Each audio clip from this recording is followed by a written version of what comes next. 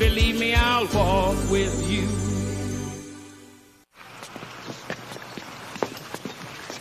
All right, yeah, just sit down.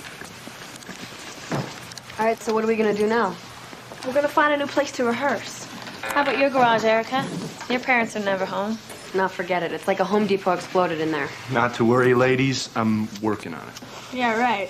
Hey, did I not get you a gig for Monday?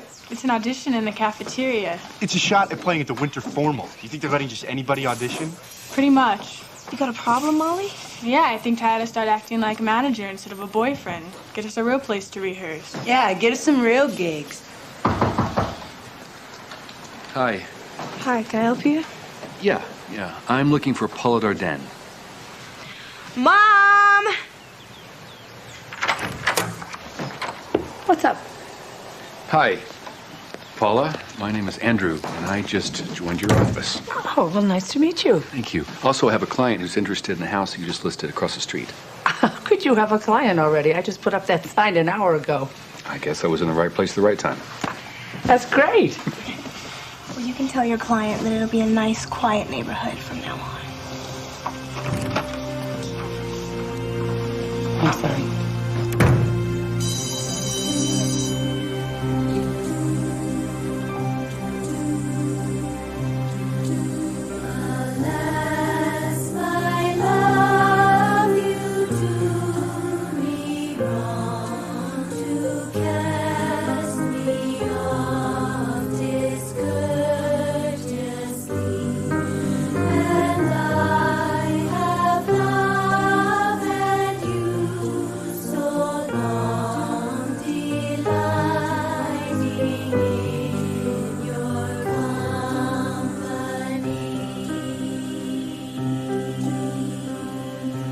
Bad enough I gotta go to the school where he teaches, but he thinks he can run my life. I don't want to go to college. I want to do my music. How many counselors do I have to convince? I'm convinced. You are? Yes. The ability to touch someone's life with music is a wonderful gift. It's as if there's a golden thread between you and the audience, and you take in their emotion and you give back your own. Yeah. No one wants to discourage your dreams, Sarah. We want to help you expand them. Do you know how many famous musicians have gone to college and still made music? Dexter Holland from The Offspring, he has his doctorate. And Rivers Cuomo from Weezer, he's going to Harvard. I can't believe you know about The Offspring and Weezer. I know a lot of things that might surprise you. I know that you could focus all of your energy on your band, and it's possible that you might achieve some degree of fame. But the people who combine their gifts with education, they can have influence, not just fame. And that's real power.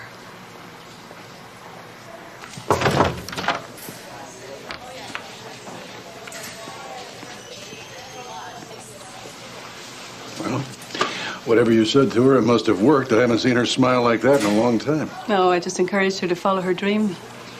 Monica, you were supposed to encourage her to go to college. It is my job to help your daughter discover what is best for her. And what that is might just surprise the both of you. Now, if you'll excuse me, I have another student waiting.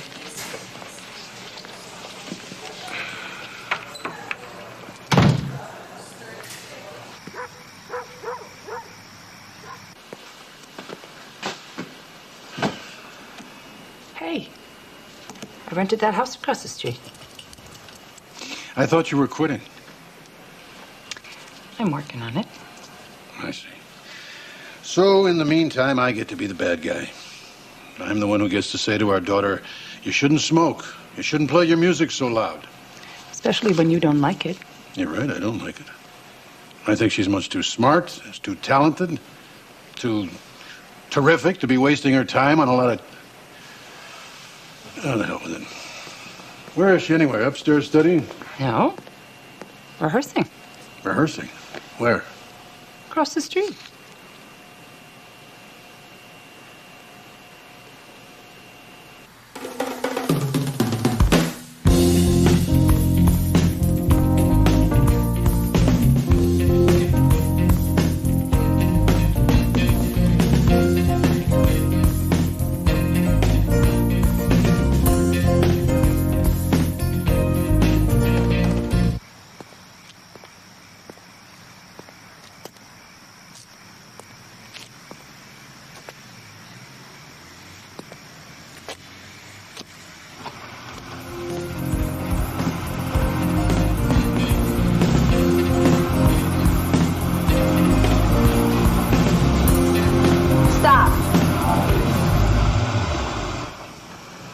Hello, baby. My name is Tess.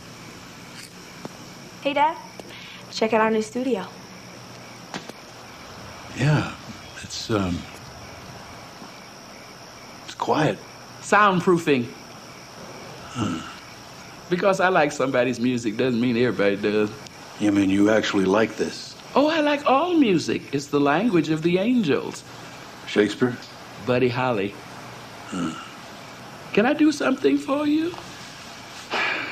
No, I guess not. Just wanted to make sure that Sarah wasn't giving you any problems. No problem at all. You have a good night, man. Thanks. You too. Let's run it again.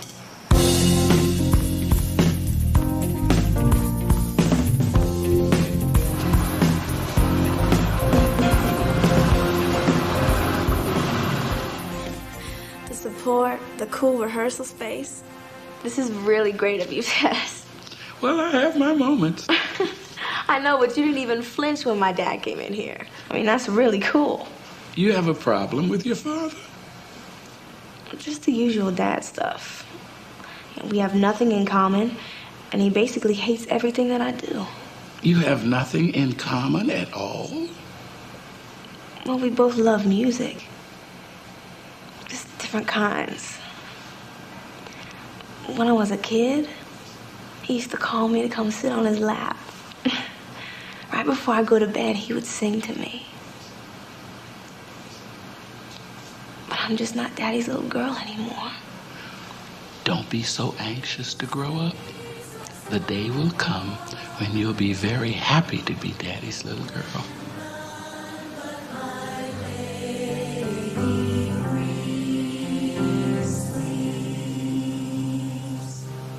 Okay, not bad. Not bad at all. Why don't we try one more? Oh, hi. Hi. I just came to hear the choir. Great. Welcome. All right, gang, we have an audience, so let's do it again. Let's take it from the solo. And...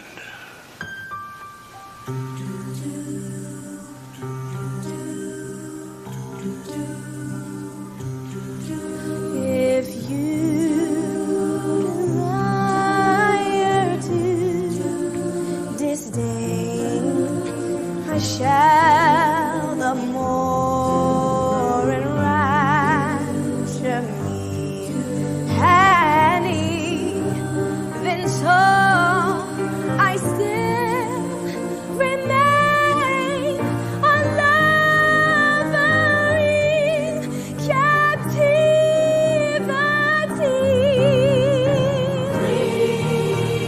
Sleep was all my joy. It was all. Was my jazz. Sleep was my heart of gold. But now, oh yes, oh yes.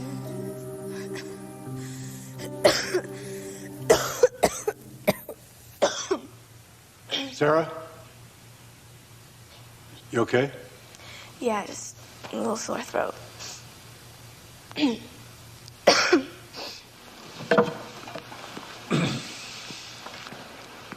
Come here.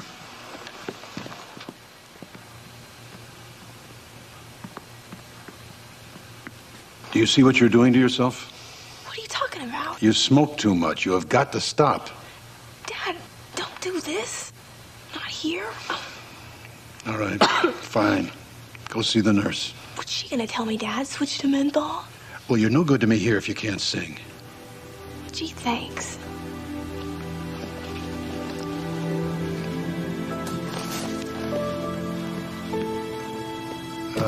Molly, why don't you take this solo?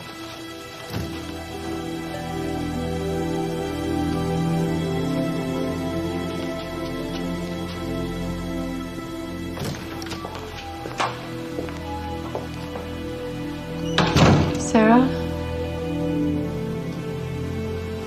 Would you like to talk?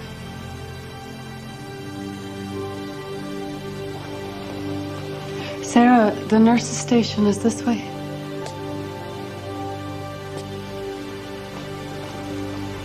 This is such a waste.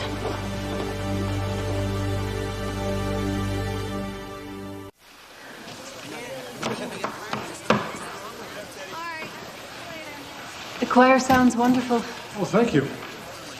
They're good kids. I'm really proud of them. I was in a choir once. Only once? I was asked to leave. Really? Why is that?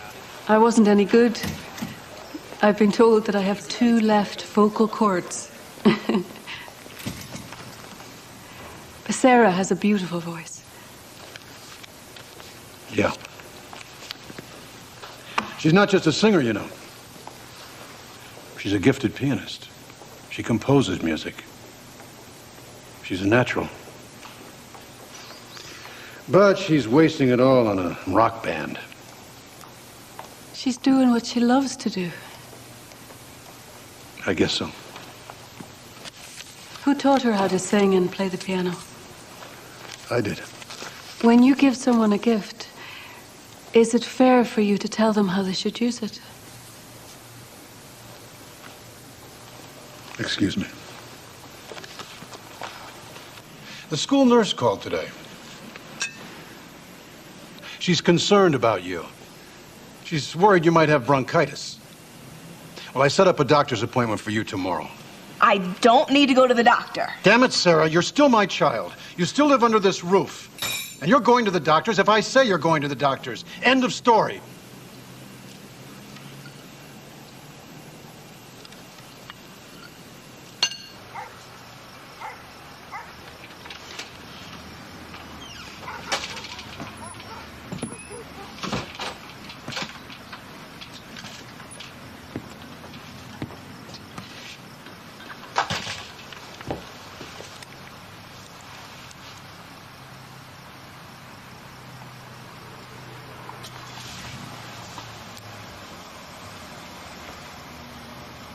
You shouldn't do that.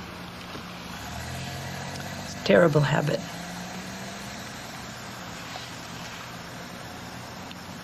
I know.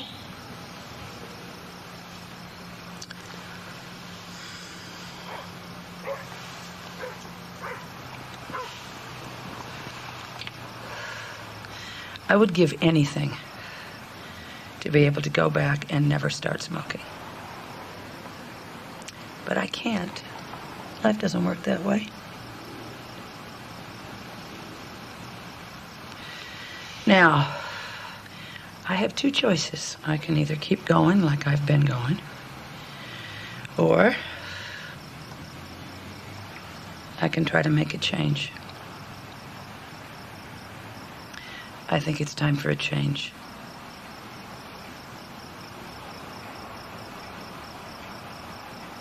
Yeah.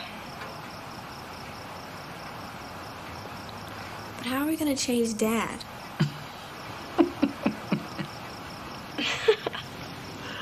Oh, he loves us so much. It can't be easy.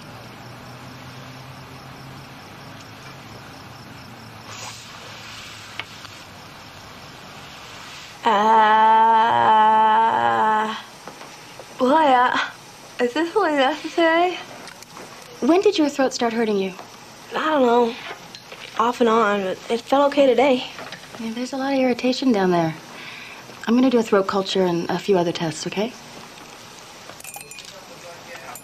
It's probably bronchitis again, right? Well, I don't know. It's hard to say right now. Hey, maybe it's mono. Well, that'd be the end of the boyfriend thing. You a smoker? Not really. Kind of. I'm gonna quit. Oh, nice. Wow, thanks. There's more where this came from if you run out, okay?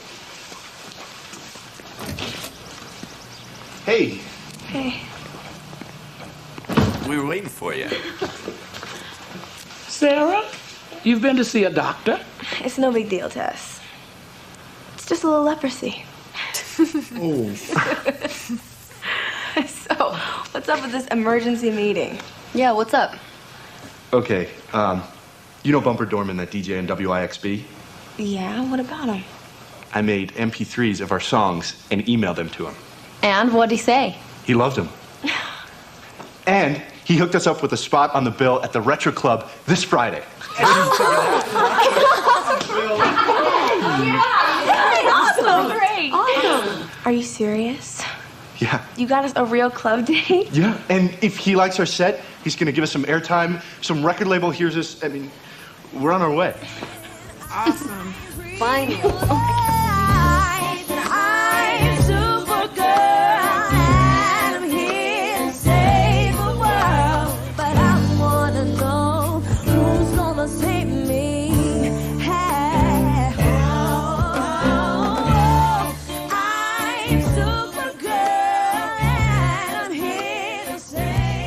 Flyers all over town. It's incredible, Clyde. Finally a real gig. Sure beats the cafeteria. Leave him alone, Molly.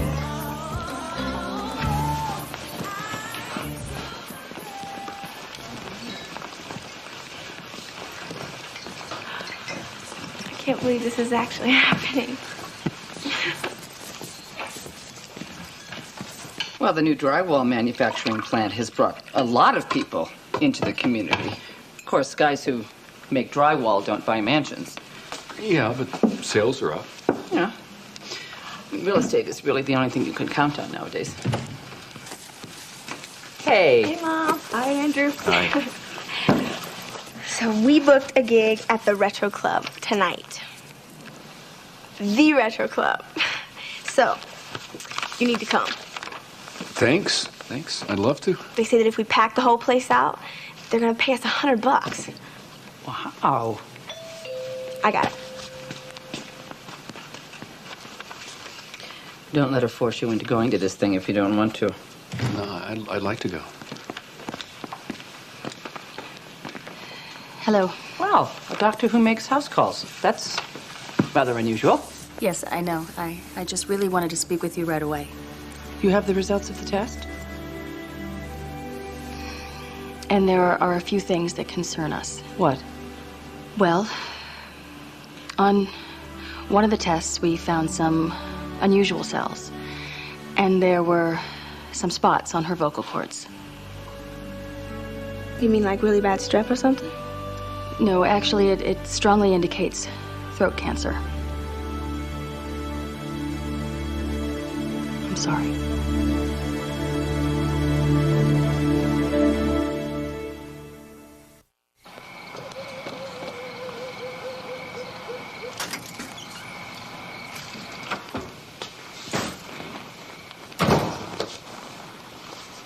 Hello? Richard, this is Gloria. She is a new specialist at the clinic. We have a problem.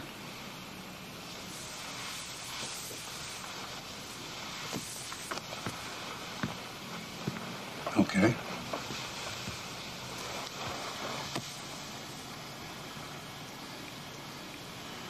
Sarah may have throat cancer. Oh, my God. What? How,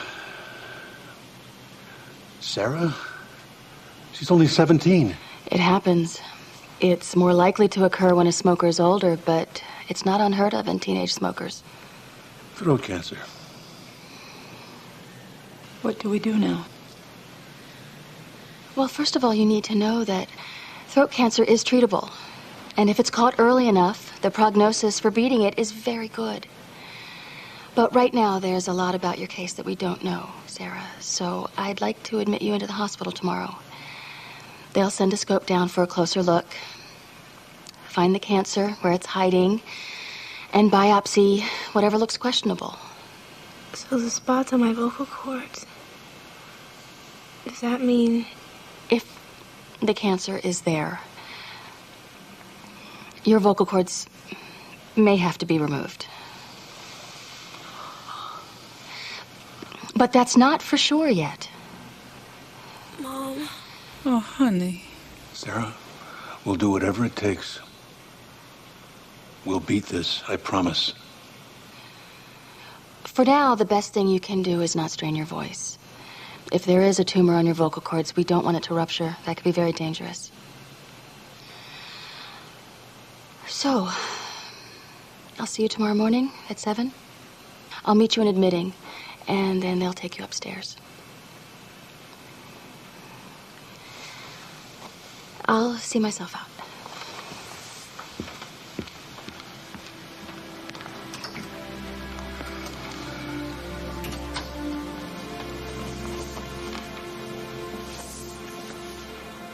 We're gonna get through this.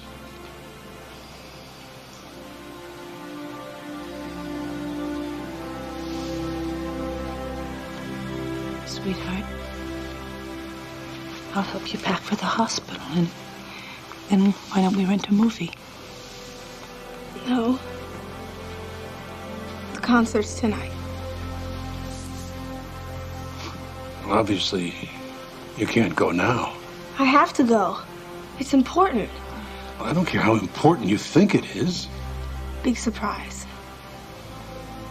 Honey, Gloria said it would be very dangerous to strain your voice like that.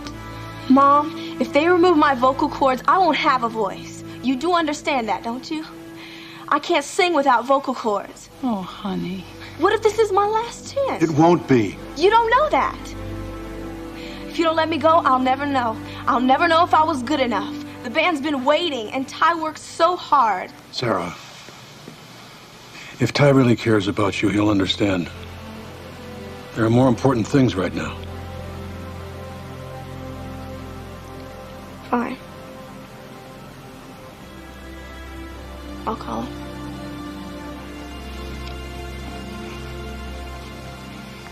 I'll be up in a minute, sweetheart, to help you pack. I can do it myself.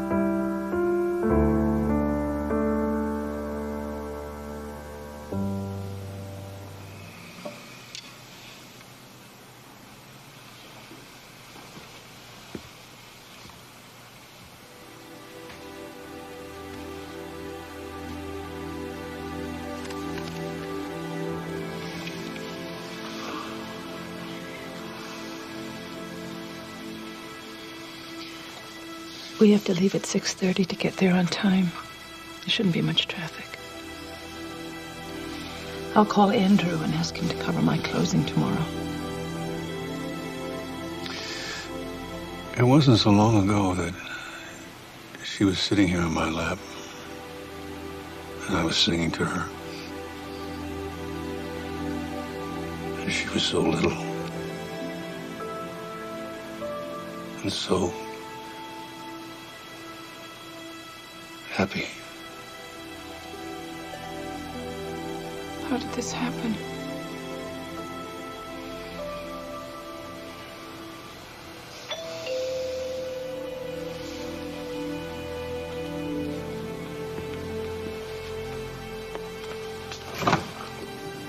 Hi. Hello, I'm Monica. I'm from Sarah's school. Oh, come in, please. Thank you. Hello. Hello. Sarah stopped by my office yesterday. She wanted some scholarship applications. She said that she'd given it some thought, wants to keep her options open. Really? Well, she's a smart girl. That was nice of you to bring them by. Well, there's one in particular I thought would be very good for her. It's from the Indiana Arts Council, but it needs to be there by Monday morning, so I was hoping that she could sign it tonight. Sure. Sure, she's right upstairs. I'll get her. timing couldn't be better, Monica. Sarah. Monica's here, honey.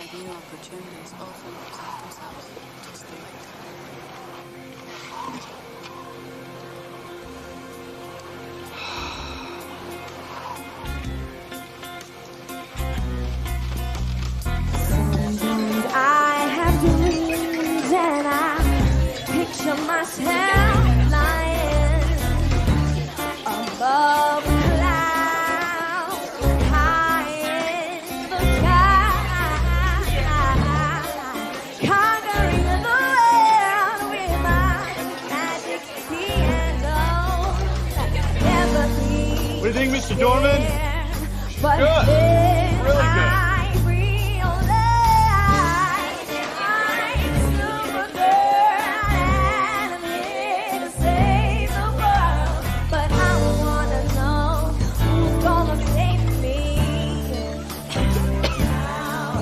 She looks like she's hurting.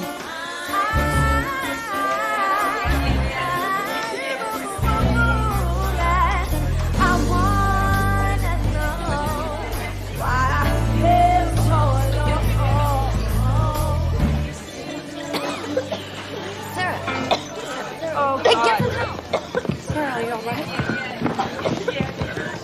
Sarah, are you all right? Help, please!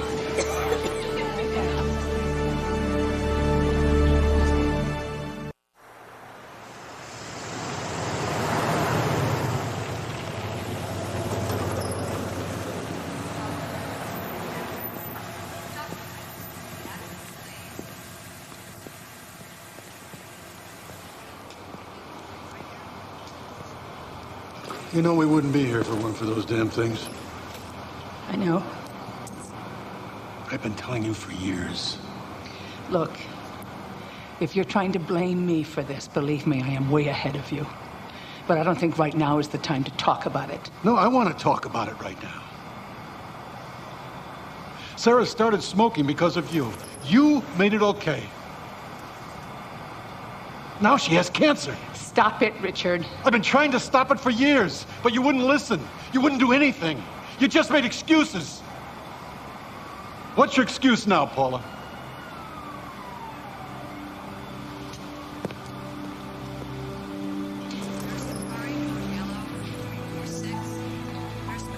Oh, God. Oh, my God, please help me. Paula?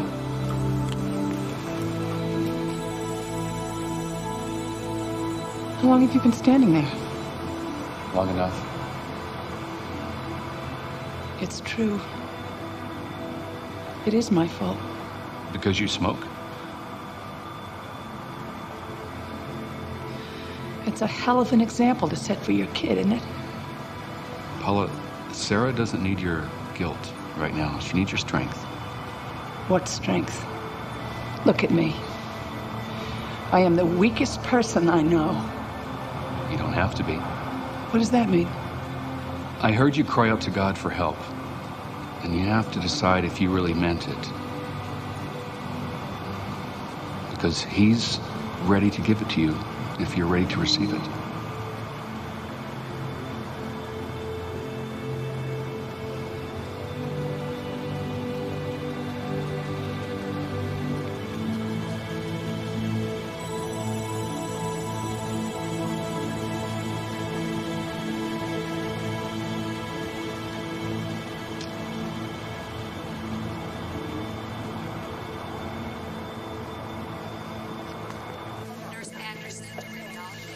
Why is it taking so long?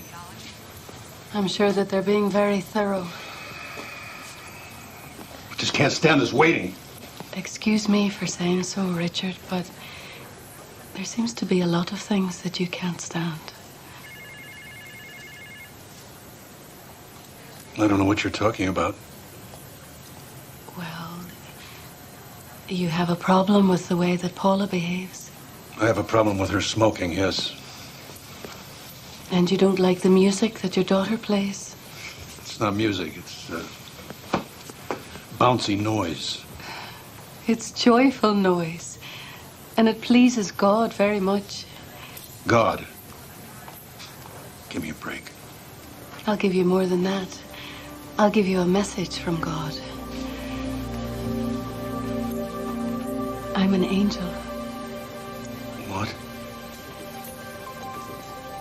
I'm an angel. God sent me here to help you.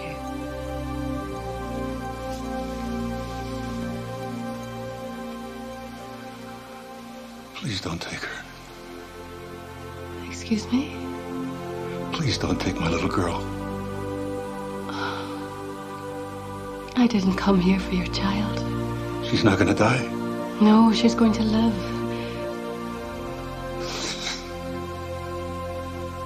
But she's never going to sing again. At least, not with her voice. But she can with her spirit if you help her find a way.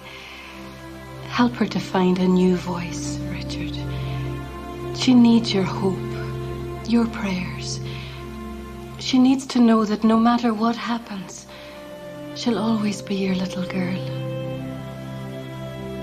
She will always be my little girl. And let her know. And forgive her for her weaknesses as God forgives you for yours. God loves you so much, Richard. He's blessed you with a wonderful family. Please, don't push them away.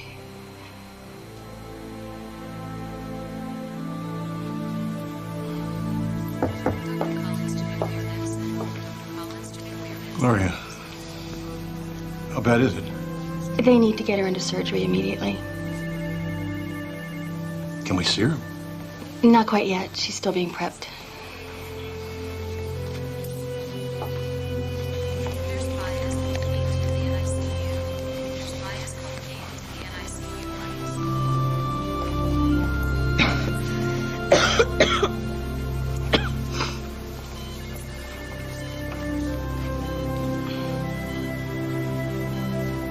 Hello, baby.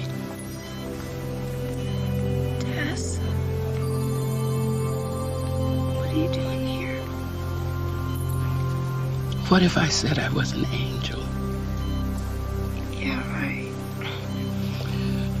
What if I told you I know the joy of raising your voice in song? That's all over for me now. You can still make a joyful noise unto the Lord. You can still make music with whatever instrument you have. Praising God who turns those little notes into the most beautiful sounds and joyful noises you can ever think of. I know this is going to be hard for you, Sarah. But God, who gave you music, God who made music, God who is music, has a brand new song for you, baby. Really? And it's more beautiful than you can even imagine.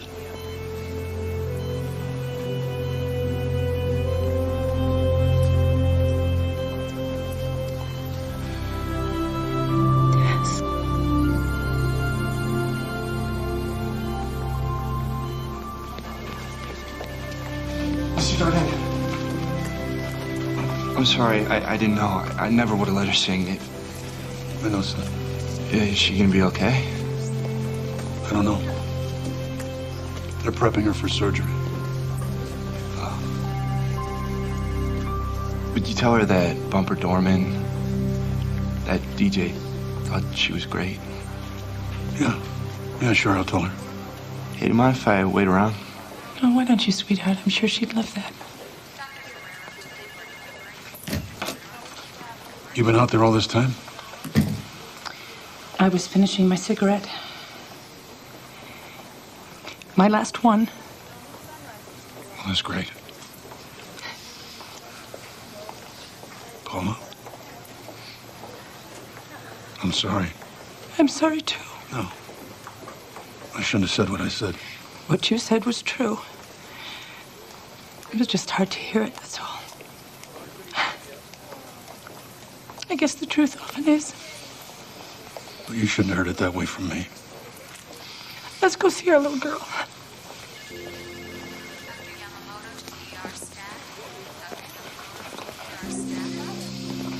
Hi.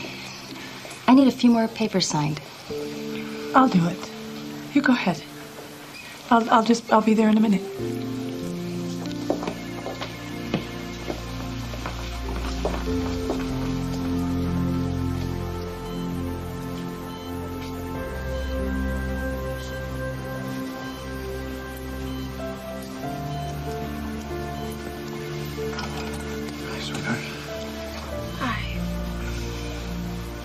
I heard you sing tonight. You sounded great. Ty wanted me to tell you that Bumper Dorman thought so too. Well, at least now I know. It's not over, Sarah. Gloria said I'm gonna lose my voice. We'll just have to find you a different kind of voice. There are a lot of ways to make music. Yes, what I hear.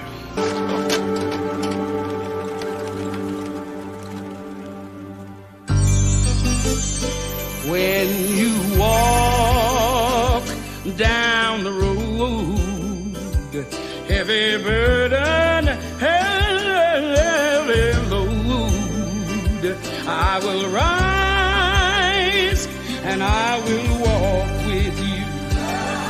I'll walk with you till the sun don't even shine. Walk with you every time. I tell you, I'll walk with you. Believe me, I'll walk with you.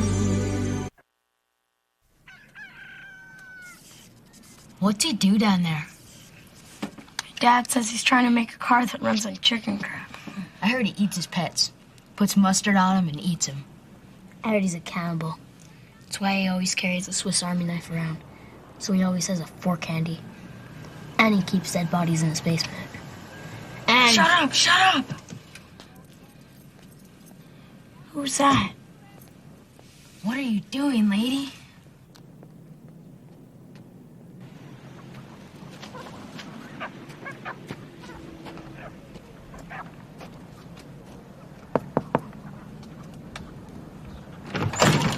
Hello, Mr. Rivers. My name is Monica. That's nice. What do you want? I'm from the IRS. I'm here for the audit. What audit? We sent you 3 notices. Oh, that was you, huh? What kind of gas mileage you get on that dinosaur? Actually... Yeah, I know. It's comfortable, safe, fun to drive. Let somebody else worry about the ozone layer.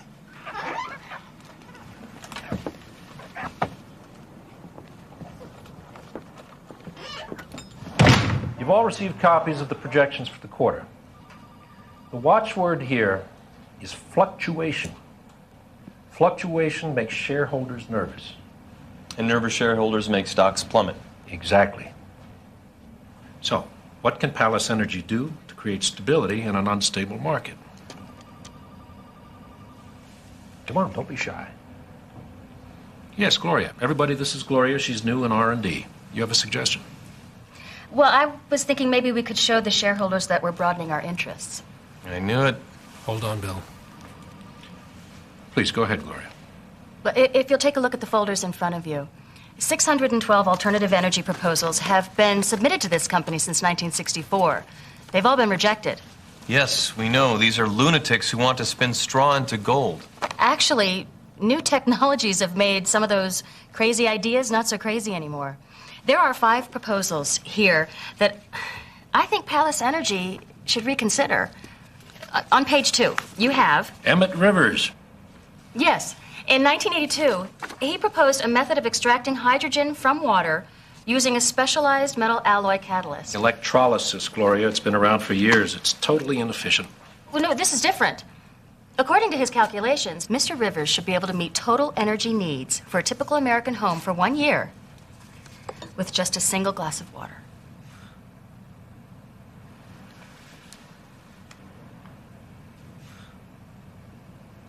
I read in your file that you're self-employed.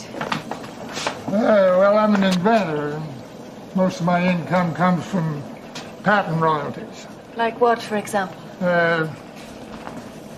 Oh, you invented the screw. Well, this one I did, yeah. It's threaded backwards for left-handed people. Wasn't a big hit. I'm going to need to see your receipts for the last 5 years. Well, there they are. 20 years worth. Just knock yourself out. So how do you folks work anyway? You just sit around and you draw names out of a hat until you find some poor old coot that you can go bother for a while? Is that it? Actually, we had some flags come up on your itemized deductions. What flags? $312 for toothpicks. You got that right. As a business expense? I'm sorry, but... What can you tell me about the working parts of a small Hansberg reverse-modulated non-conductivity device? Absolutely nothing. I rest my case. Oh, but there is something else. You wrote off $2,500 in hay. There she is.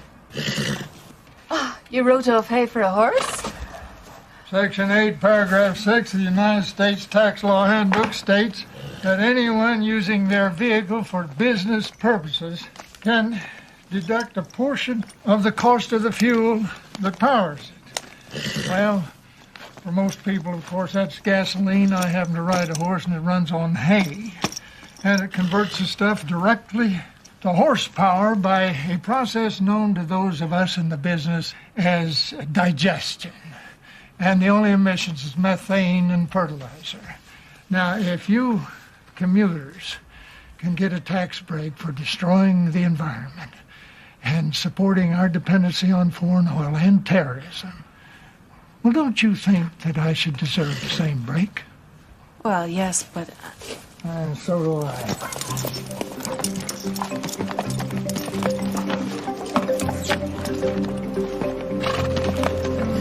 Good day to you, ma'am. Where are you going? I'm out of toothpicks. Turns out your Mr. Rivers was employed here for a short time in the early 80s. Yes, I know. Until my father fired him. I'm not surprised, really. What do you mean? I had some of my scientists review some of Mr. Rivers' proposals. Complete nonsense. 20 years ago, that is. They tell me that today it just might work. I want you to look in on this guy. Pay him a friendly visit. See if you can find out what he's actually got, then call me.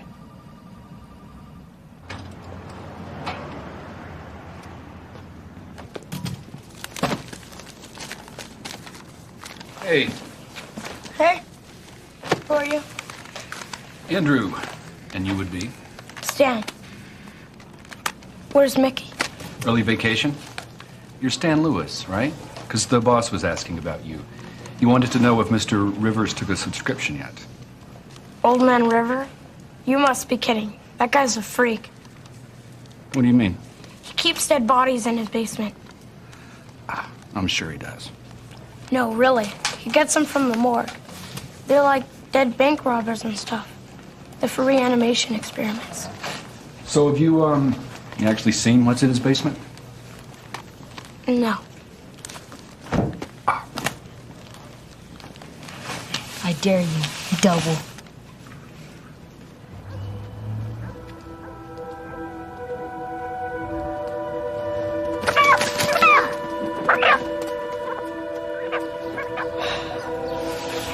This is so stupid.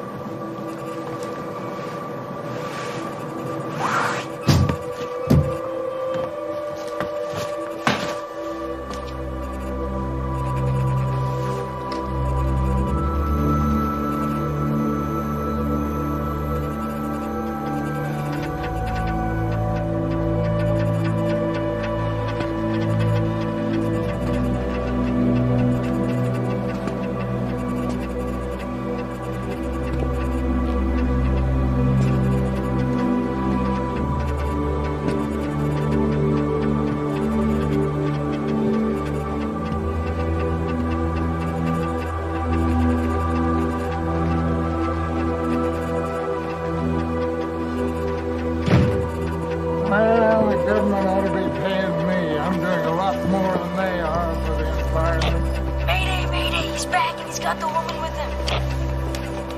I know, I'm right underneath them.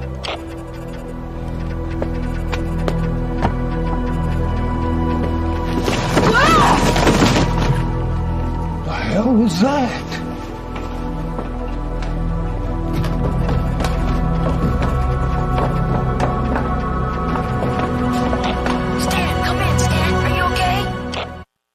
How are you feeling? Am I dead? You wish you were when they arrest you for breaking and entering. Take it slowly. It's quite a bump on your head. What is your name? Stan. I'm not a burglar. I didn't steal anything. No, you stole my privacy, you stole my peace of mind, and a good 25 minutes that I could be using for something important. Mr. Rivers, I don't think that Stan is a thief. I think he's just a curious little boy. I'm just a kid. It was just a dare. Oh, well, that makes it all right then, yeah. You think that I don't hear you kids? I dare you to throw a rock through the old man's window. I dare you to knock on his door. I dare you to break into crazy old Mr. Rivers' house and find out what he's doing in there. What do you do in here? Mr. Rivers is an inventor. No, everybody knows that, but I mean... Where are the cadavers? Huh?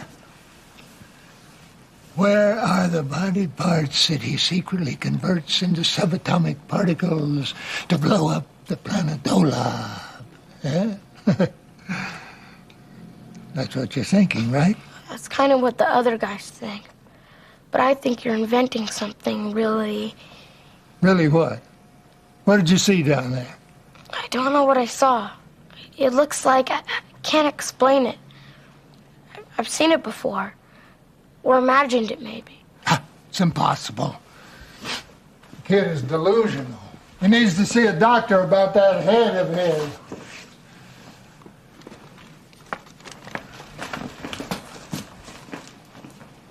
Hey. Hey. Get out of here. Come on, get out of here. You're making me crazy. Get out. I'm sorry, really. Mind your own business.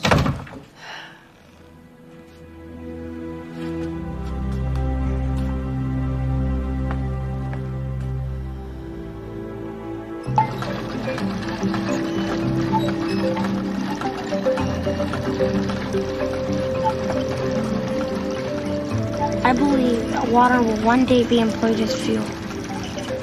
That hydrogen and oxygen, which constitute it, used singly or together, will furnish an inexhaustible source of heat and light. Water will be the coal of the future. The coal of the future.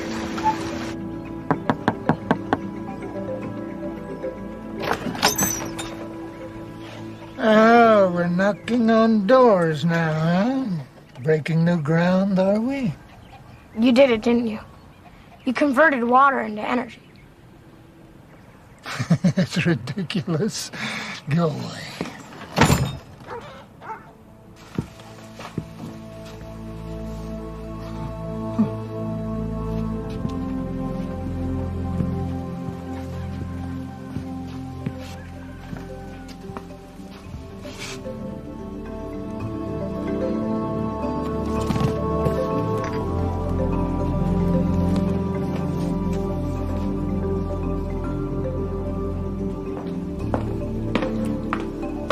I hope you don't mind. I thought you might like a nice cup of peppermint tea. It'll soothe your tummy. Oh, thank you. Thank you. What do you know about my tummy, huh? Well, I saw your medical deductions. The government, they ought to be paying more attention to topsoil erosion, industrial pollution, global warming. I mean, these things are real. Ocean levels are rising. Coral reefs are disappearing. Oh, it's happening. And we know it. Nobody seems to care. You care. Yeah, well. Are you cooking gingerbread? Mm-hmm. And it's ready.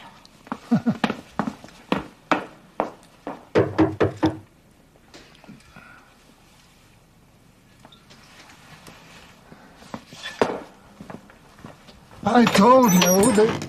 Mr. Rivers? No solicitors. Oh, no, I'm not a solicitor. My name's Gloria. I'm with the Palace Energy Corporation. I'm here to talk to you about your proposal from January 8th. Excuse me. That was 1982. Palace Energy is interested in my proposal now? Mm-hmm. Huh. Oh, it's about time.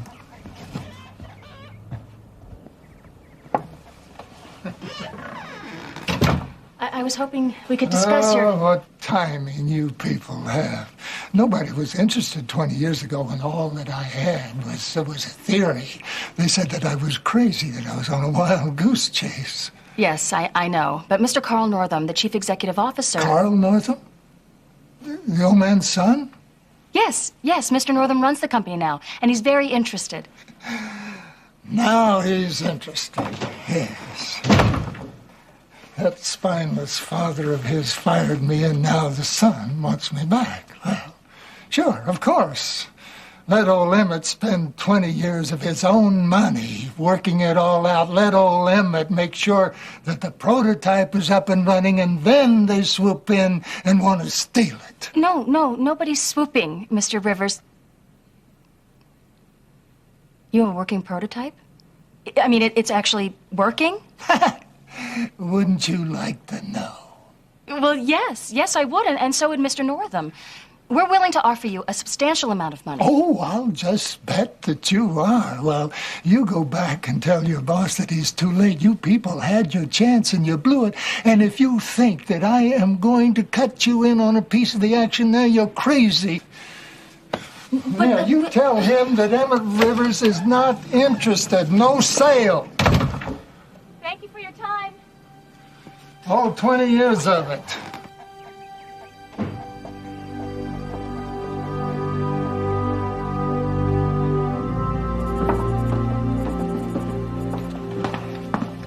Ta-da!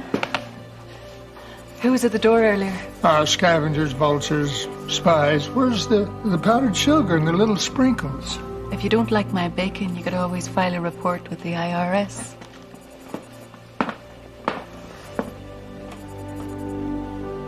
You know, I'm almost finished working, and if you like later, I could teach Stan how to make gingerbread.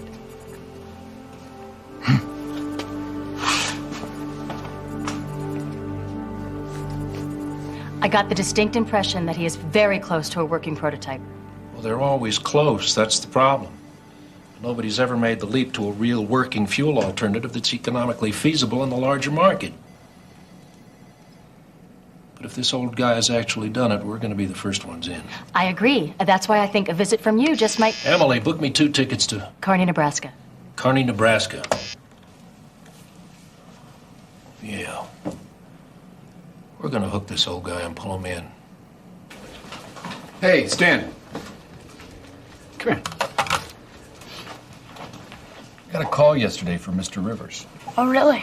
Yeah, he had these questions about, like, how we do business. You know, whether we use recycled paper and how many trucks are involved in the delivery. And I told him usually you guys just used your bikes, you know, weather permitting. Anyway, bottom line is, I think that he's ready for a subscription. So maybe if you delivered one to him personally. I can do that. Cool. Oh, man, he's gonna radiate your brains out.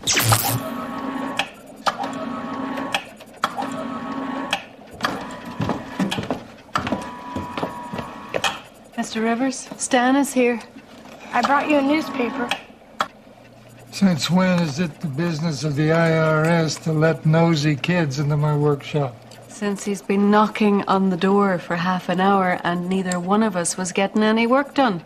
Be nice. I was right, wasn't I? You're converting water into hydrogen and oxygen. Then you're using the hydrogen to generate electricity. Well, so what? People have been doing that for years. No, this is different. You put something in the water like a catalyst. And you're barely using any power. It's like you're almost doing it for free.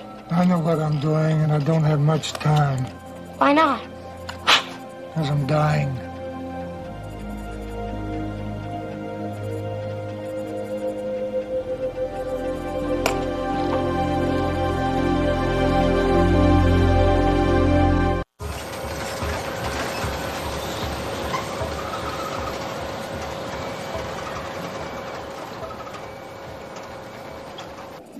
You're dying? I mean, you're old, but you're not that old.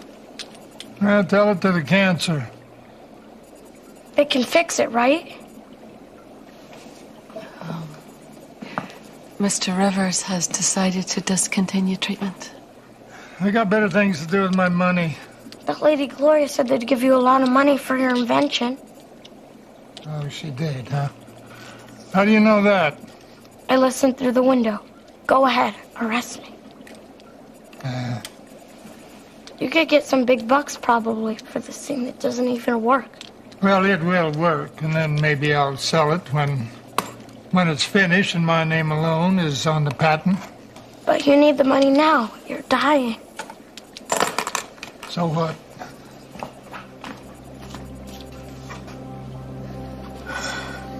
When I finish this, I'll live forever.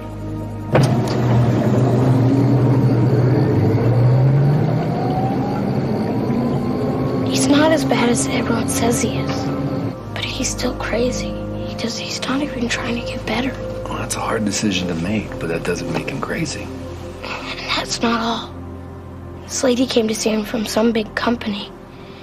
And they want to give him a ton of money for one of his inventions. He said no.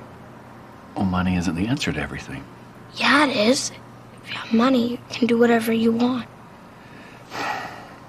You know, there comes a time in everybody's life when you have to decide what's most important. And it usually isn't money. I think Emmett just wants to be famous. You know, Stan, I've met a lot of people at the end of their life. You know what they want? They want to know that their life mattered.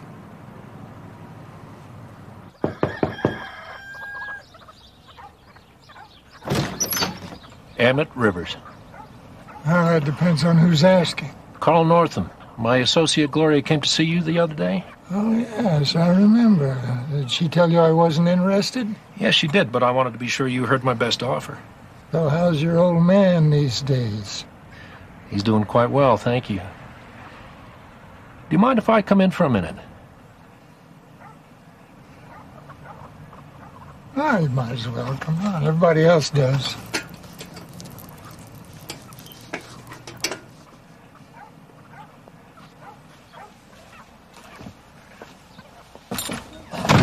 Mr. Rivers, as Gloria mentioned to you, Palace Energy is very interested in how far your work has come.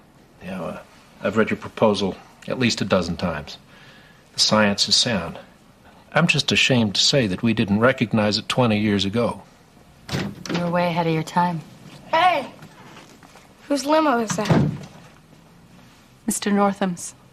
Cool, you're the guy from the oil company. Yes, sir, that would be me. And who are you? I'm his agent. Hell, they're getting younger all the time. So, dazzle me. Mr. Rivers, do you have a working prototype? Well, let's just say that I'm getting close. Very close. I just need a little time. You don't have time. Would it be possible for me to see it? Is this the only one? Well, yeah. This one took me 20 years. You see, the problem is the conductor cells. They operate at incredibly tight tolerances. The conductor cells. Is that the only thing missing? Oh, absolutely. Absolutely. That and the patent, which I will get. Emmett, why don't you let us help you? There's no reason for you to slave away down here in the dark for another year. With all the groundwork that you've laid, my engineers could have this done in a couple of months. This could be on the market within a year. No, I need to finish it myself. Emmett, I'll be frank with you. we want this technology. It's good for us, and it could be good for you. I'm willing to offer you $500,000.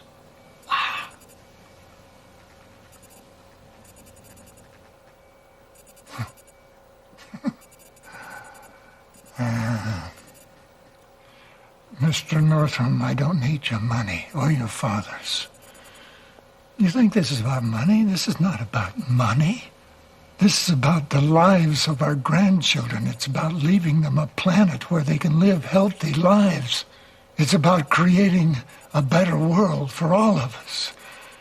And it's about doing it before it's too late. That's why I'm here. I want to help you.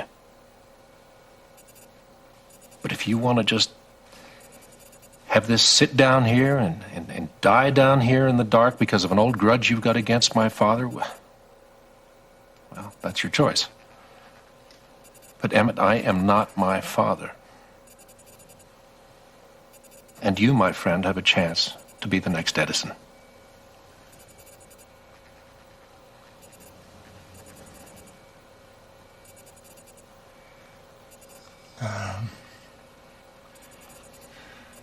Could you wait upstairs for a minute while I discuss this with my advisors? Of course.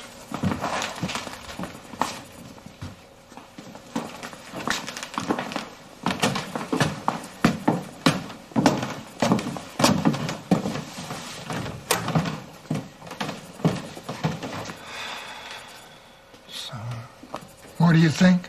I think your invention could change the world. Oh, no question. But I want to be the one to finish it. But what if you can't? You mean, what if I die? Well, I don't know. You tell me. Then it could be the invention that almost changed the world. Or you could let Mr. Northam help you. Take the money, share the credit, and save the world. It works for me.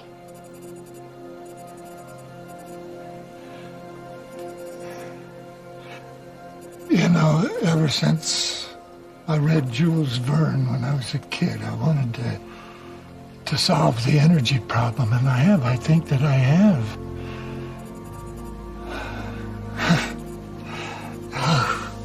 I can't help it. I want people to know that Emmett Rivers was here.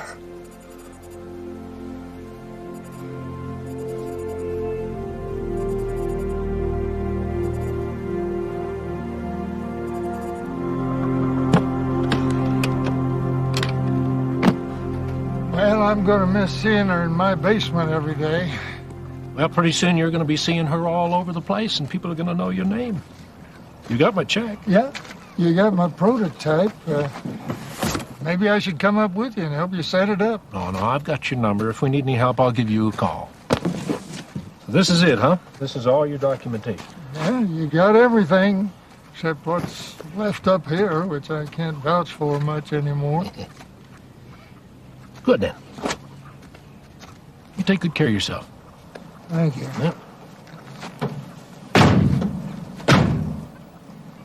I'll try.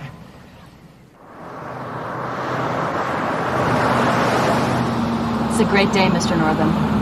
In a couple of years, this car and every other car on the road could be running on hydrogen from plain old water. Just imagine, blue skies again everywhere you look. Who's next on your list? Oh, wait, I thought that was the road to the airport. We're going to make a little pit stop.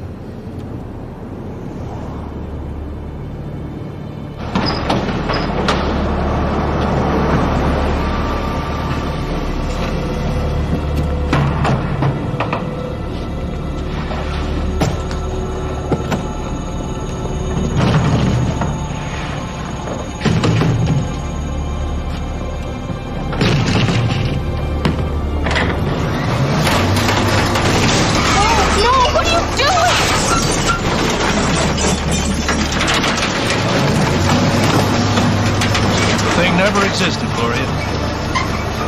Good work.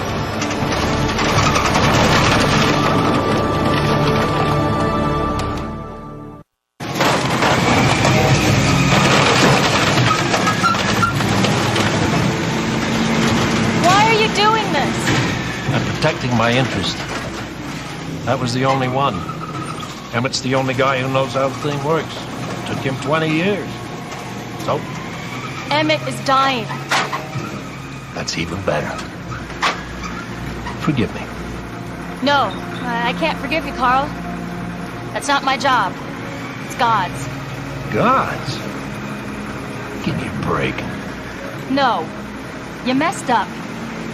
Here I'm thinking I'm the one that messed up. I delivered this amazing technology to the wrong guy, but you're not the wrong guy, Carl. You're the right guy. You just don't want to be.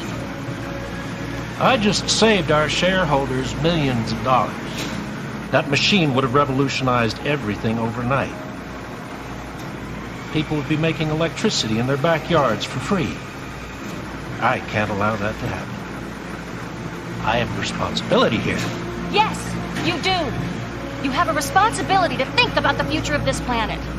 But you didn't. You just thought about the money. But you didn't stop anything, Carl, because you can't stop God. And you didn't mess up his plan. You just messed up your chance to be a part of it. You're crazy. I'm not. I'm just a little angry. And you know what? You will be too one day when you realize an angel came to you with a chance to make a real difference, and you blew it.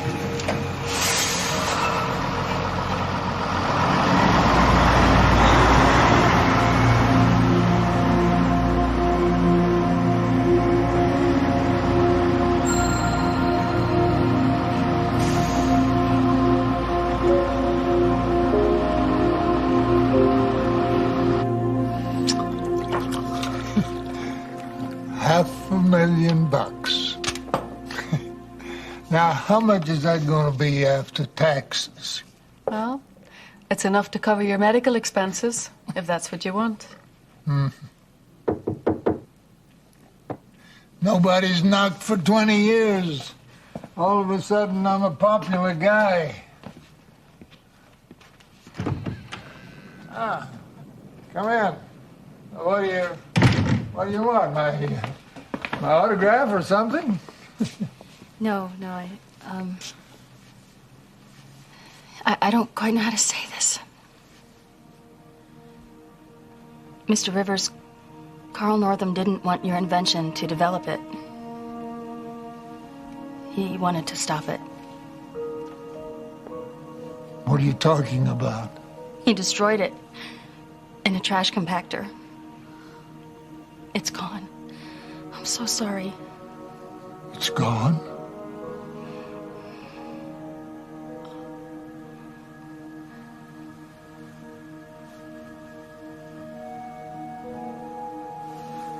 Oh, my God. Oh, my God.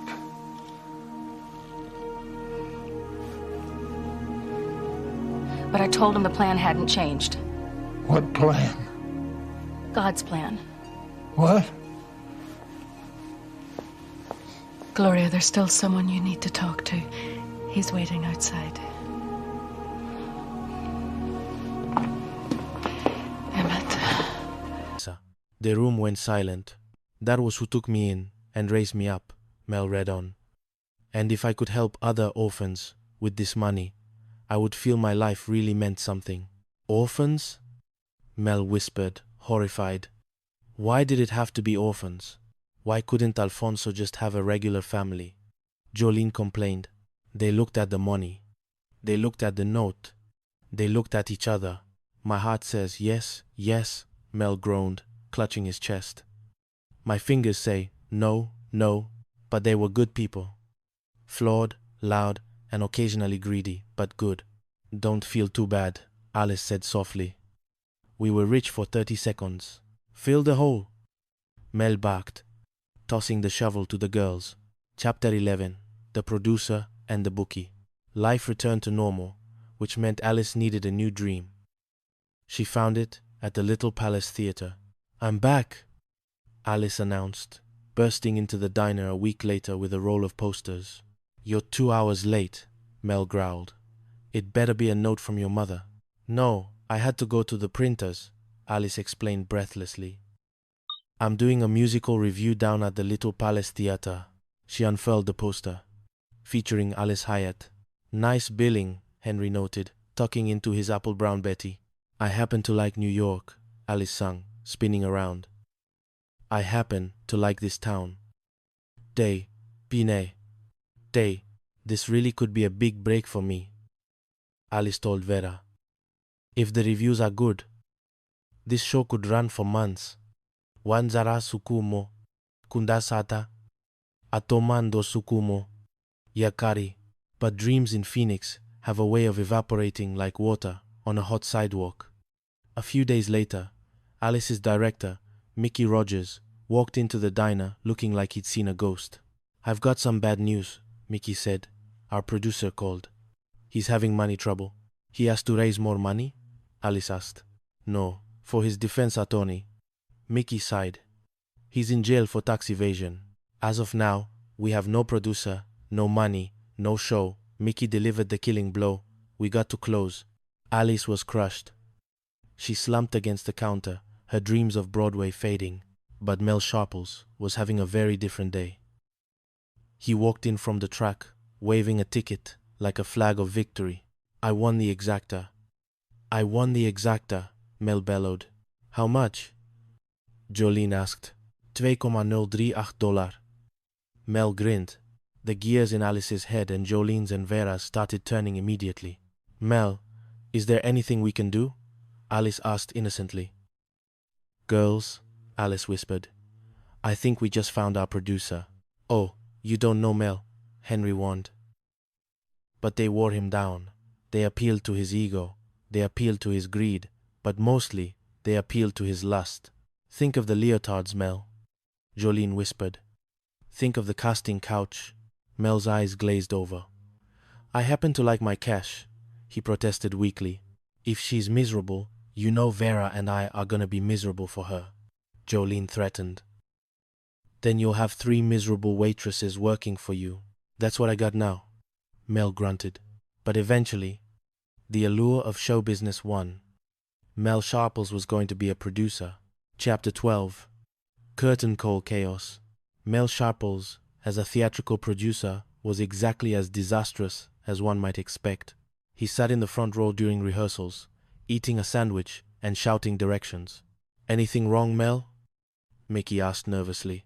I just have a teeny suggestion, Mel said. I think that the girls should remove their coats. Why? Mickey asked. So we can see more flesh, Mel stated plainly. Mel, it's autumn in New York, Alice argued. It's chilly.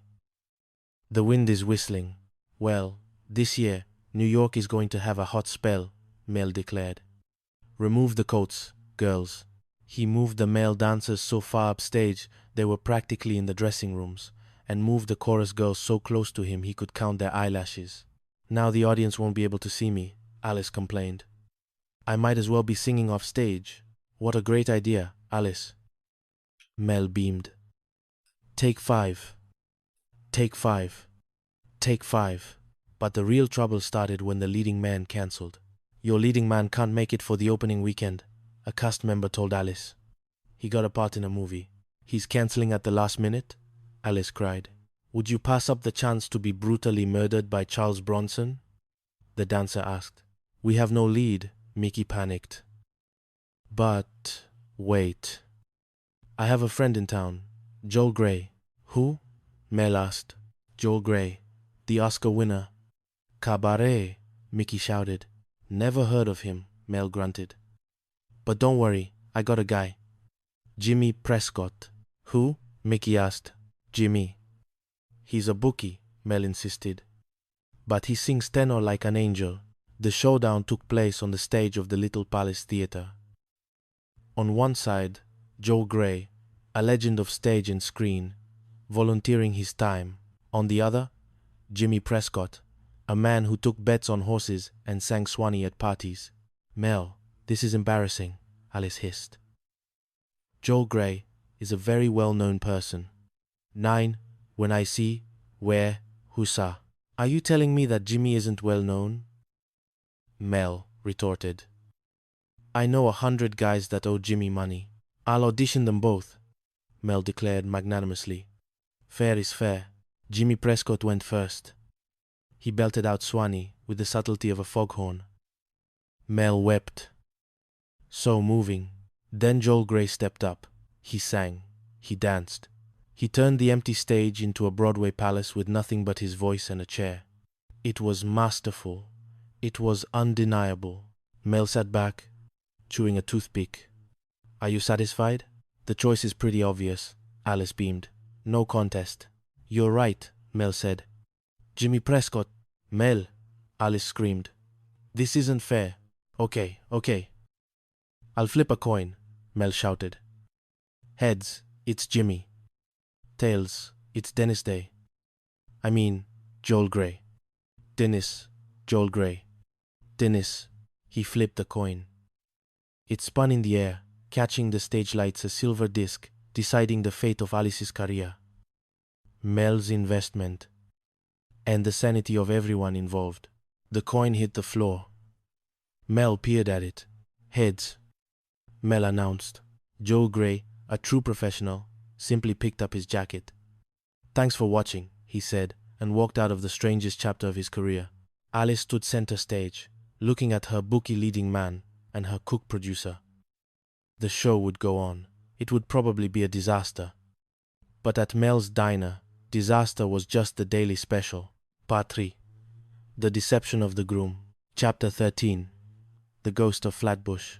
The dust from the musical disaster had barely settled when the bell above the diner door jingled, announcing a visitor who would drag Mel Sharples back to his roots and his deepest insecurities. Mel was in the kitchen, aggressively flipping a burger, when a voice boomed from the entrance. Mel? Mel Sharples? Mel froze. He peered through the pass-through. Standing there was a man who exuded the kind of flashy confidence Mel usually only saw on TV. Game show hosts. Gordy? Mel whispered. Gordy Ravachat? Oh, you dirty rat. Mel wiped his hands on his apron, a nervous sweat breaking out on his upper lip. Gordy Ravachat. The man who had haunted his high school memories. What are you doing here in Phoenix? Mel asked, trying to sound casual. Hey, I couldn't come to Phoenix without seeing my good old friend from Brooklyn. Gordy beamed. Gordy wasn't alone. Clinging to his arm was a woman who looked like she had walked out of a magazine ad. I'd like you to meet my girlfriend, Lynette Lacey, Gordy announced proudly. Mel shook hands, but his eyes were drawn to the massive rock on Gordy's finger. Gordy noticed the stare immediately. Can't play stickball anymore, Gordy sighed theatrically. Blister from my diamond ring. I bet it wasn't easy, centering that diamond right on the tip of the lizard's tongue. Mel quipped, his jealousy leaking out. I put all my money into gold, Gordy bragged. It's here in Phoenix. I got it safe in the back. Mel felt small. In the old neighborhood, they had nicknames. Gordy was the Stick. Mel was the Stoop. The Stick had clearly won at life. He had the gold, the diamond, and the girl. So, Gordy grilled him. You married yet? Still a holdout? The lie formed in Mel's throat before he could stop it. It was a defense mechanism, a shield against 30 years of feeling like the Stoop. Oh, yeah, Mel lied. I got a beautiful blonde that's crazy about me. Alice, who was bussing a nearby table, dropped a fork. A blonde? Gordy raised an eyebrow. You? Yeah, Mel doubled down. Crazy about me. That's fantastic. Gordy clapped him on the back.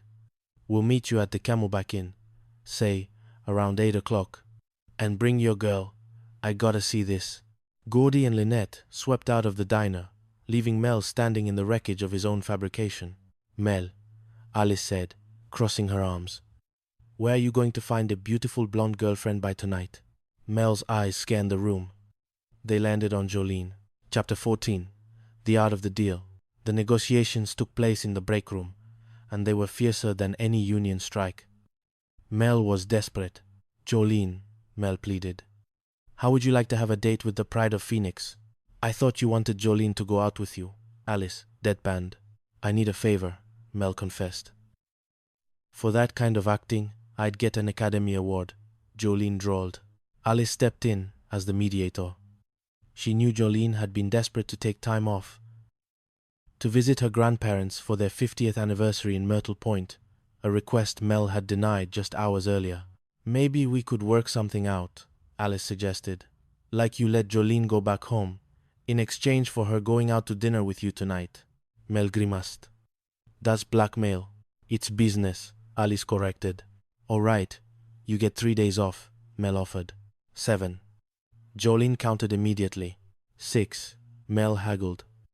And I buy the bus ticket. Deal. Jolene smiled. But you've got to wear something black and sexy. Wait, I mean I wear the dress. You pay for it. That night at the Camelback Inn, the performance was spectacular. Jolene, draped in a gown Mel had paid for through gritted teeth, hung on Mel's arm. Fate, fate. Mel bragged to Gordy, sweating in his suit. Jolene just walked into my diner. And just like that, we found. You got yourself a smart one, Mel, Gordy noted. She spells. Mel was feeling confident. He had pulled it off. The stick was impressed. But Gordy Ravachat was not a man to be outdone. He stood up, clinking his glass. Since this is our last night in Phoenix, Gordy announced, I have an announcement to make. Lynette and I are engaged. Congratulations, Mel said, relieved the night was over. I'm up to 4 weddings, Mel. Actually, Gordy continued. We are skipping right past the engagement, and we're going right to the wedding. In hours. A shame we won't be able to make it, Mel said quickly. Nonsense, Gordy waved a hand. We'll stay an extra night on my account. We want to congratulate the new Mr. and Mrs. Sharples in person. Mel choked.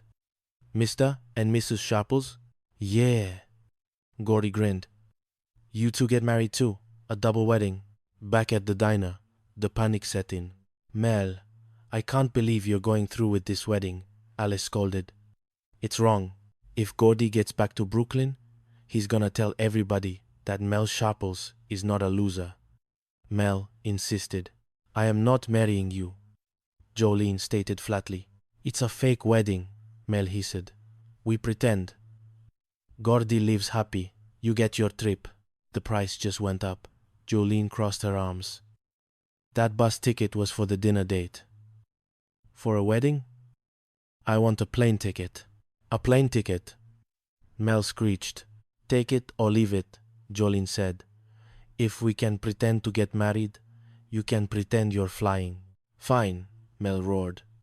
1 round-trip plane ticket. Chapter 15. The mock wedding. The ceremony was held in the diner the next day. It was a hasty affair, organized with the precision of a bank robbery. Let's get organized, Mel barked. I will handle the music. Henry, do you know what you're supposed to do? Sighten me, Henry replied vaguely. Who's the minister? Alice whispered. Reverend Biesmeyer, Mel muttered. Alice squinted at the man in the black suit standing by the jukebox. Mel. Isn't that the telephone lineman? Stow it, Mel snapped. He's a fresh reverend. Gordy and Lynette sat in the front booth, beaming. The reverend cleared his throat. Dearly beloved, the lineman droned. We are gathered here. At this time, I'm reminded of the words I learned in my training. Reach out. Reach out and touch someone. Speed it up, Hydro, Mel whispered out of the side of his mouth. Do you, Melvin Sharples, take Jolene Honeycutt? I do, Mel said. And do you, Jolene? I do, Jolene said, thinking of the in-flight movie. I now pronounce you man and wife. Mel, you may kiss the bride. Mel leaned in. Jolene flinched. Think of the headset, Mel whispered. They touched lips. It was brief and entirely unromantic. A day to remember, Gordy cried, wiping a tear. And mine too. We'd like Reverend Biesmeyer to officiate ours right now. What? Mel froze. If you can do it, I can do it, Gordy said, standing up with Lynette. Shall we begin? Mel watched his friend stand up. He saw the genuine look of love in Gordy's eyes. He saw the trust. Mel Sharples was cheap, loud, and arrogant, but he wasn't cruel enough to let his friend get married by a telephone lineman in a diner. Stop, Mel shouted. The room went silent. I want to speak my piece, Mel said, stepping forward. Gordy, This whole wedding, it's a sham. Gordy blinked. What? Reverend Biesmeyer is not a reverend. He's a telephone lineman. Head lineman, Mel confessed. And Jolene, she doesn't want to marry me. Maile nanalamantole nananantole. Mel hung his head. You see, you always did things so much better than me. The stick and the stoop. I was jealous. So, I said, I'm going to do this. And I was wrong. He waited for the laughter. He waited for the mockery. You can just go back to Brooklyn, Mel said miserably. You can tell all the guys that there's nobody out here that loves me. Oh, Mel, Jolene sighed, stepping up. I love you. Why else would I make a jackass out of myself? I guess that's a form of love, Mel sniffed. I like you, Mel. Very, very much, Jolene added. Gordy walked over and put a hand on Mel's shoulder. He wasn't angry. He looked, touched. Mel, Gordy said softly, you got a lot of people right here who love you. And all of Brooklyn will know it. Oh, good, Lynette piped up. Now I can go back home and have that church wedding I always wanted. We could even fly in Reverend Beasley. Well, so much for the wedding, Jolene said, kicking off her heels. I don't guess I'll be needing these. People come, Woro. Woro, Mel looked at her. You still want the ticket? Mel, Alice warned. Okay, Mel grunted. Business is business. Epilogue. The best damn diner in Phoenix. The sun was setting over Phoenix, painting the sky in shades of purple and burnt orange. Mel's diner was quiet, the evening rush having faded into the comfortable hum of the refrigerator motors. Mel stood at the grill, scraping it down for the night. Alice sat at the counter, counting her tips. Vera was watering the plants, and Jolene was finally packing for her trip to Myrtle Point. They had survived contests, con artists, hidden treasures, failed musicals, and fake weddings. They were broke, tired, and overworked. But, as Gordy had pointed out, they were rich in the ways that mattered. Well, Mel said, breaking the silence, I guess things are back to normal. If normal means you yelling and us working for peanuts, then yes, Alice smiled. Mel grunted, trying to hide the smile that tugged at the corner of his mouth under his mustache. He started to hum a tune, a little melody that had been stuck in his head all week. I used to be sad, I used to be shy, Mel sang softly, scrubbing the grill. Funniest thing, the saddest part, is I never knew why. Tricking myself for nothing was my favorite sport, he continued, looking at his reflection in the stainless steel. I had to take off, start enjoying, 'cause life's too short. Alice, Vera, and Jolene looked up, sharing a warm look. There's a new girl in town. 'Cause I'm feeling good, Mel belted out, tossing his rag into the bin. Got a smile. Got a song for the neighborhood. He clicked off the main lights, leaving only the neon sign buzzing outside. Things are great when you stand on your own 2 feet. Mel finished, holding the door open for his family. And there's girls here to stay with some luck and love. Life's gonna be so sweet. The Sunset Diner. Chronicles, Part IV. Mothers, Sons, and Moving On. Chapter 16. The Return of Carrie. The peace at Mel's diner was always fragile, usually shattered by a dropped plate or Mel's bellowing voice.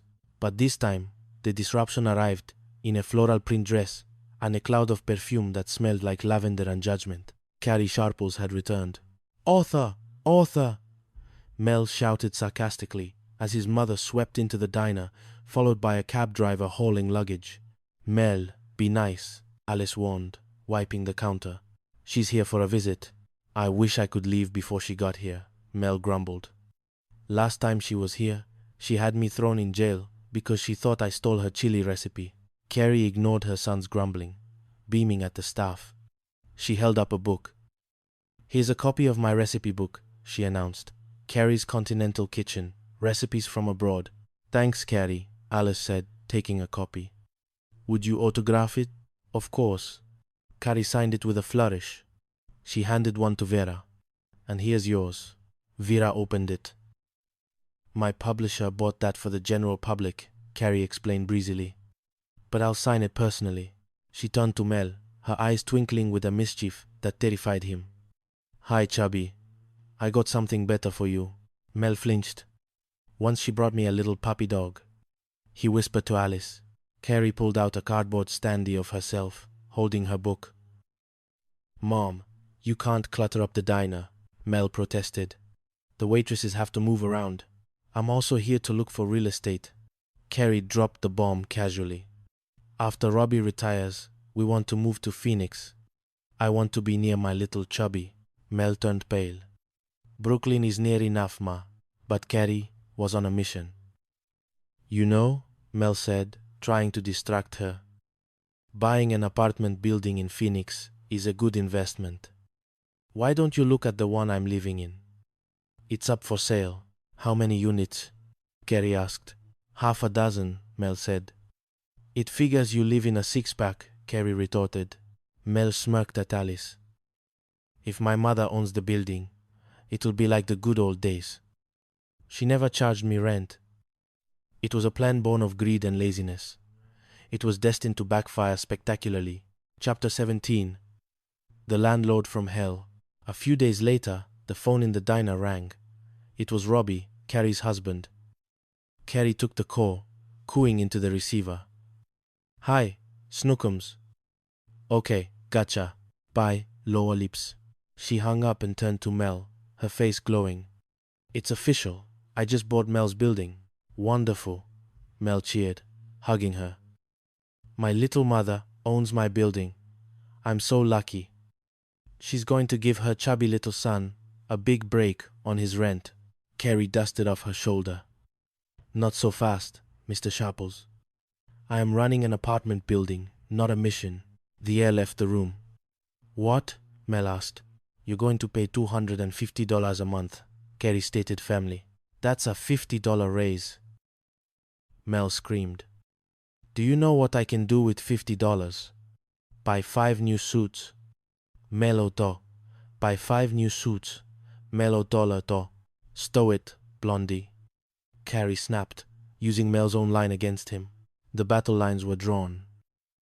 Mel, invoking the sacred laws of filial piety, refused to pay. "I do not charge you to eat in my dinner," he argued. "Fine," Carrie said. "Then I'm evicting you." "You mean you are going to evict your own son?" Mel asked, aghast. "Better me than a stranger," Carrie replied, with cold logic. The eviction was swift and ruthless.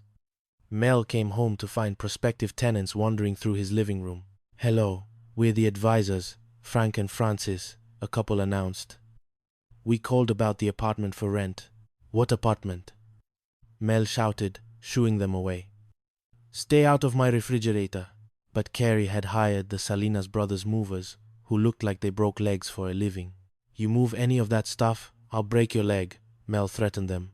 "Please be careful," one brother said deadpan. "He might trip and break a leg." Defeated, Mel retreated to the only sanctuary he had left, the diner.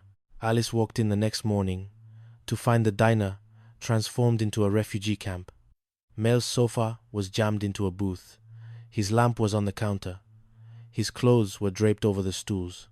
"Mel, what are you doing here?" Alice asked, stepping over a pile of laundry. "I live here now," Mel said miserably from inside a sleeping bag. "My mother is a greedy landlord. She kicked me out." "Carrie bought your building so she could evict you?"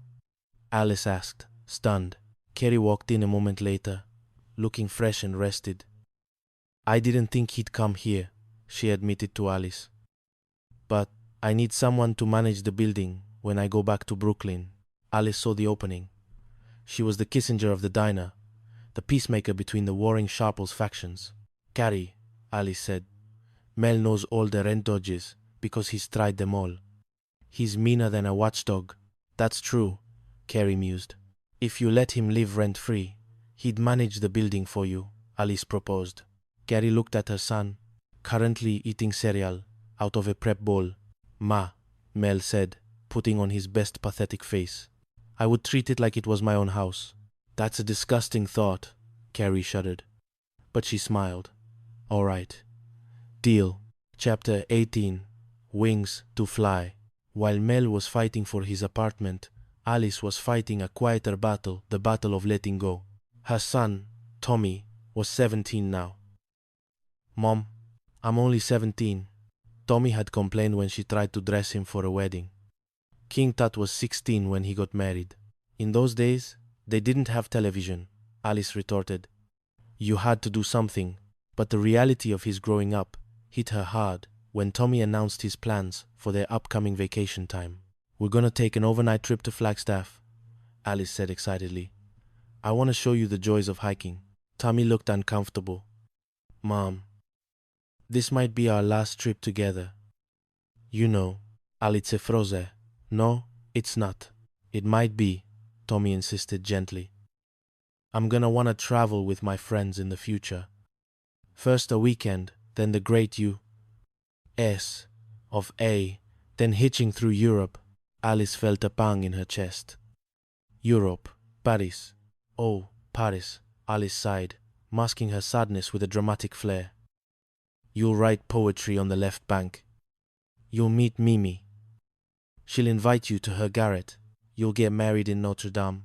Mom, and I'll never get to know my grandchildren because I can't speak French," Alice lamented. C'est la vie.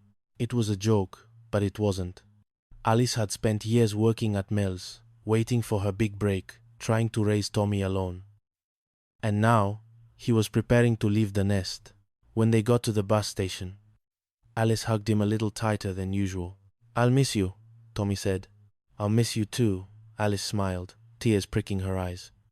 "But not as much as I'm gonna miss this." She watched the bus pull away.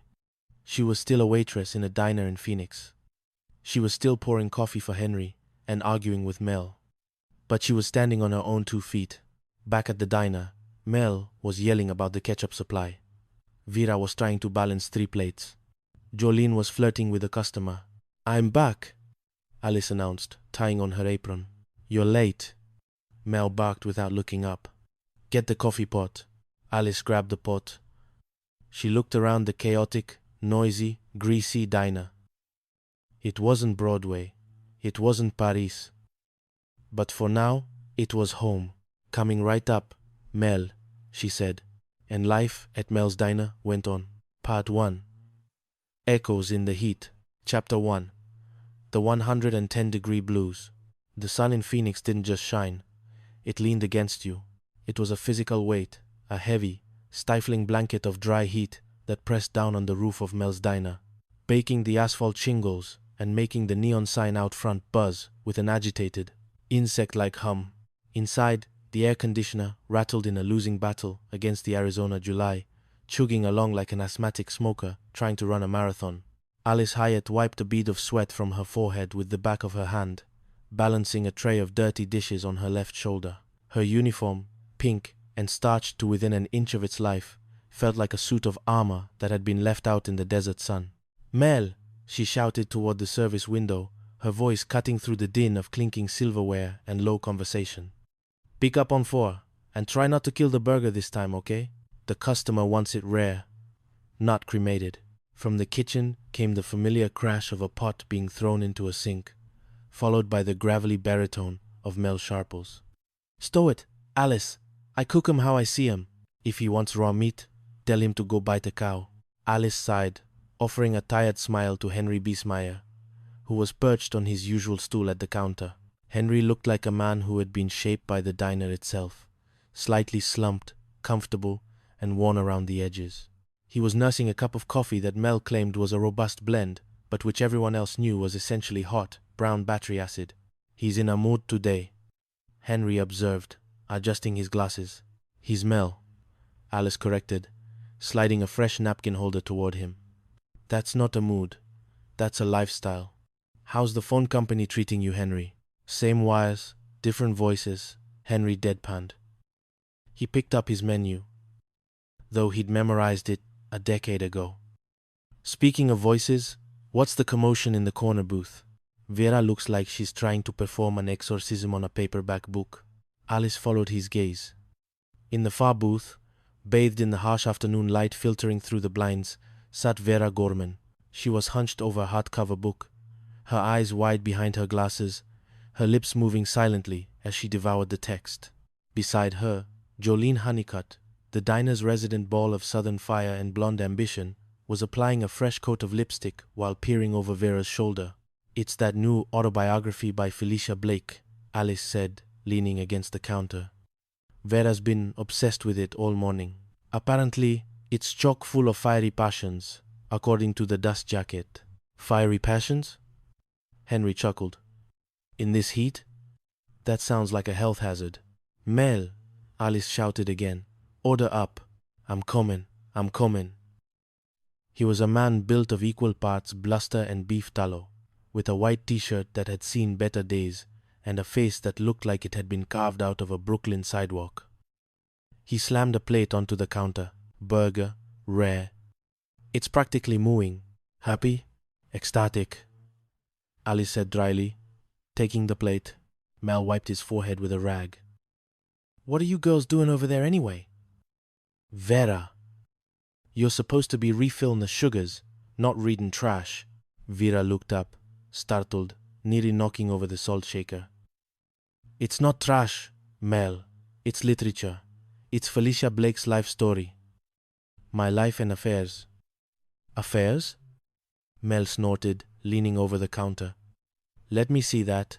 He snatched the book from Vera's hands, his thick fingers leaving a faint smudge of grease on the glossy cover featuring the glamorous movie star. "Hey," Vera protested. "I was on page 123. Page 123. Huh? Mel squinted at the text. "What's so special about page 123? Jolene chimed in, her drawl thick as molasses. "That's the good part, Mel. Felicia is describing the most exciting kiss of her entire life. She says it happened on a beach in Brooklyn." Mel froze. The rag in his hand stopped mid-wipe. His eyes, usually narrowed in suspicion or annoyance, widened slightly. "Brooklyn? Yeah," Vera said, reaching for the book. "She says it was a magical night at Coney Island.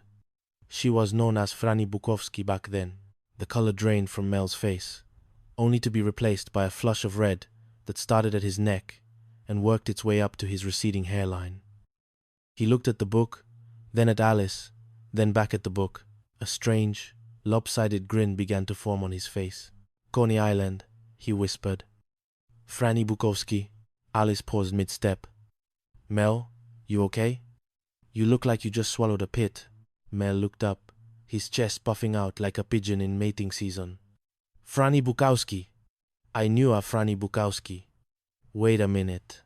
Brooklyn, Coney Island, great kisser." The diner went silent. Even the air conditioner seemed to pause its rattling. "Mel," Alice said, her voice laced with skepticism. "Are you suggesting what I think you're suggesting?" Mel slammed the book closed and held it up like a trophy. "Suggesting? I ain't suggesting nothing, Alice. I'm telling you, that could be me. I'm the guy on page 123. Jolene let out a sharp laugh. "You? Mel. Honey, no offense, but Felicia Blake is a movie star. She dates counts and dukes. You date women who bowl in leagues. So what?" Mel bristled defensively. "I kissed lots of dames in Brooklyn. Hundreds. Thousands. I was the mad kisser of Coney Island." Vera blinked, confused. "But Mel, she says his lips wouldn't quit." Mel smirked, running a hand over his mouth. Alice rolled her eyes, taking the burger to table 4. "Mel, please. Every guy from Brooklyn probably thinks he's the guy in that book. It's a coincidence."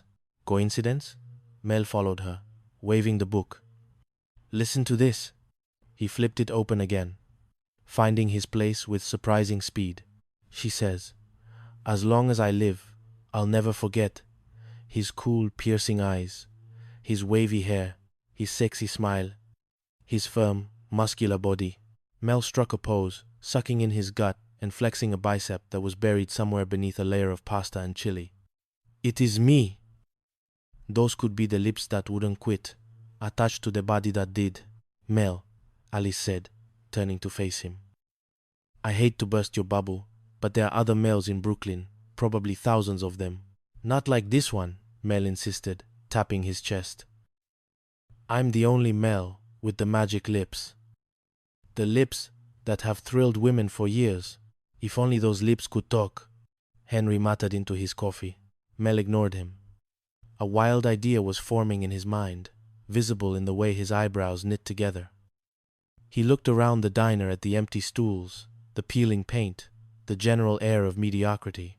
"Hey," Mel said, snapping his fingers. "Hey, everybody, look what I got." He ran to the front window, grabbing the specials chalkboard. He erased Meatloaf's surprise with his sleeve and began writing furiously. "What are you doing?" Jolene asked, walking over to inspect his work. "I'm putting it on the board," Mel announced. Alice groaned. "Mel, you can't be serious. You're going to use a vague reference in a celebrity memoir to sell chili? Why not?" Mel grinned, placing the sign in the window so it faced the parking lot. "This will bring the people in.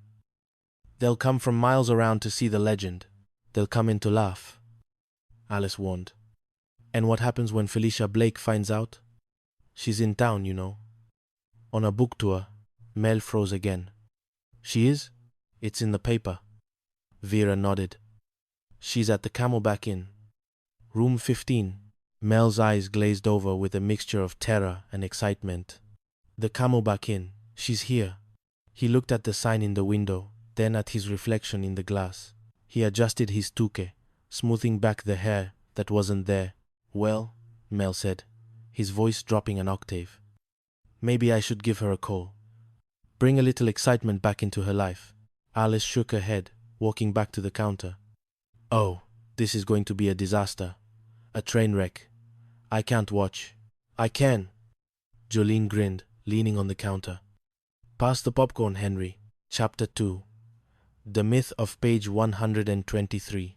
By the next afternoon, the sign in the window had done its work, though perhaps not in the way Mel had intended. The diner wasn't overflowing, but there was a distinct uptick in curiosity. Two middle-aged women in bowling shirts sat at the counter, eyeing Mel suspiciously as he scraped grease off the grill. "Is that him?" One whispered loudly. "The electric lips guy? Looks more like a short circuit to me," the other replied. Mel, hearing this, straightened up and flashed what he thought was a seductive smile. It looked more like he was suppressing a burp. "Ladies," he purred, leaning over the counter. "I'm the hunk. I'm the legend." "You're Mel," the first woman said, disappointed. "I guess middle-aged, bold, and chubby is in this year." Mel's smile faltered. "Hey, watch it. These lips are insured by Lloyd's of London." "Or they should be." Alice walked by, carrying a pot of coffee. "Mel, stop harassing the customers and make the fries. We've got actual food to sell." "I'm engaging with the public, Alice." Mel shot back. "I'm a celebrity now. I need to cultivate my fan base." "Your fan base is Henry," Alice reminded him. "And he's only here because he lives alone and likes the abuse." Mel grumbled and went back to the fryer. But the seed had been planted deep in his psyche. He wasn't just a fry cook anymore. He was a memory. He was a piece of Hollywood history, and he was determined to prove it. Later that afternoon, during a lull, Mel emerged from the office, holding the phone receiver like a baton. "I did it," he announced. "Did what?" Vera asked, looking up from wiping a table. "Did you pay the electric bill?" "No." "Better," Mel crowed. "I called her. I called Felicia." Alice stopped counting tips. "You called Felicia Blake?" "Mel, she's a star." "She didn't actually take your call, did she? She has people for that," Mel said dismissively. "But I left a message. I told her it's me." "Here?" Jolene looked around the diner. "To this temple of indigestion?" "She's coming," Mel said confidently. "She'll be here. You wait. When you've had a taste of the best, you always come back for seconds." "Or indigestion," Alice muttered. As if on cue, the front door opened, but it wasn't Felicia Blake. It was a mailman, sweating profusely, who tossed a bundle of letters onto the counter. Bills, final notice, jury duty. Mel sorted through them, tossing them aside. Then he paused. "Hello, what's this?" He held up a cream-colored envelope. "Looks fancy," Vera noted. Mel ripped it open. It's for you, Vera.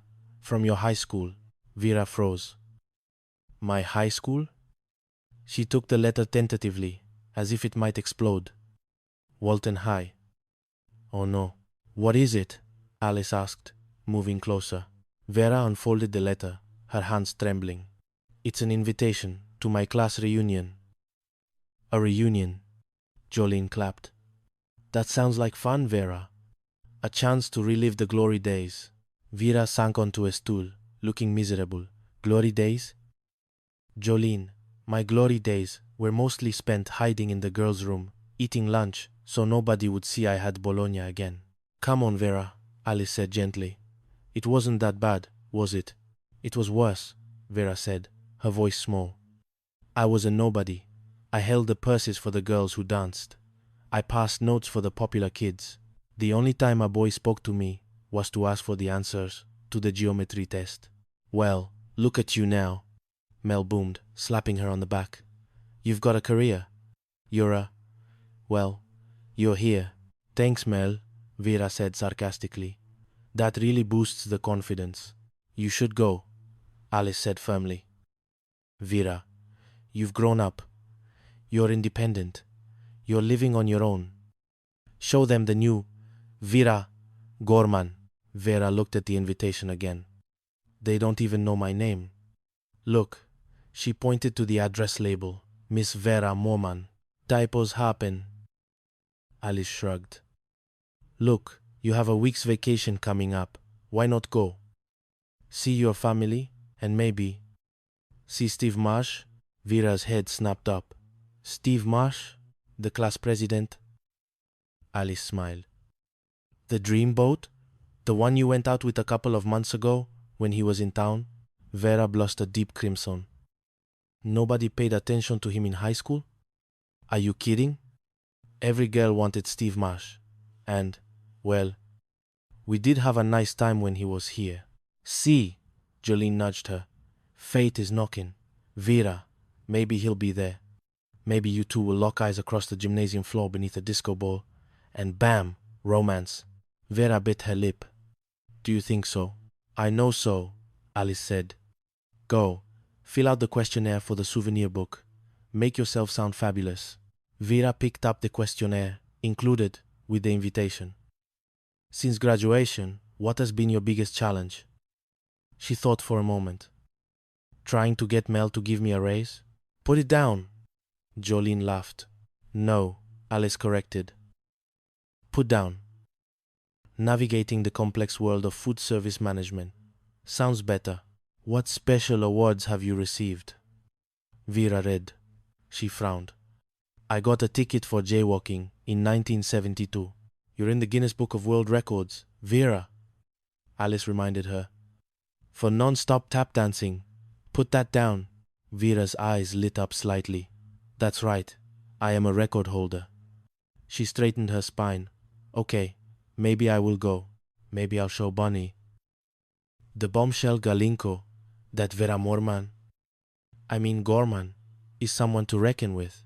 Atagirle, Mel shouted. Go get him, Tiger.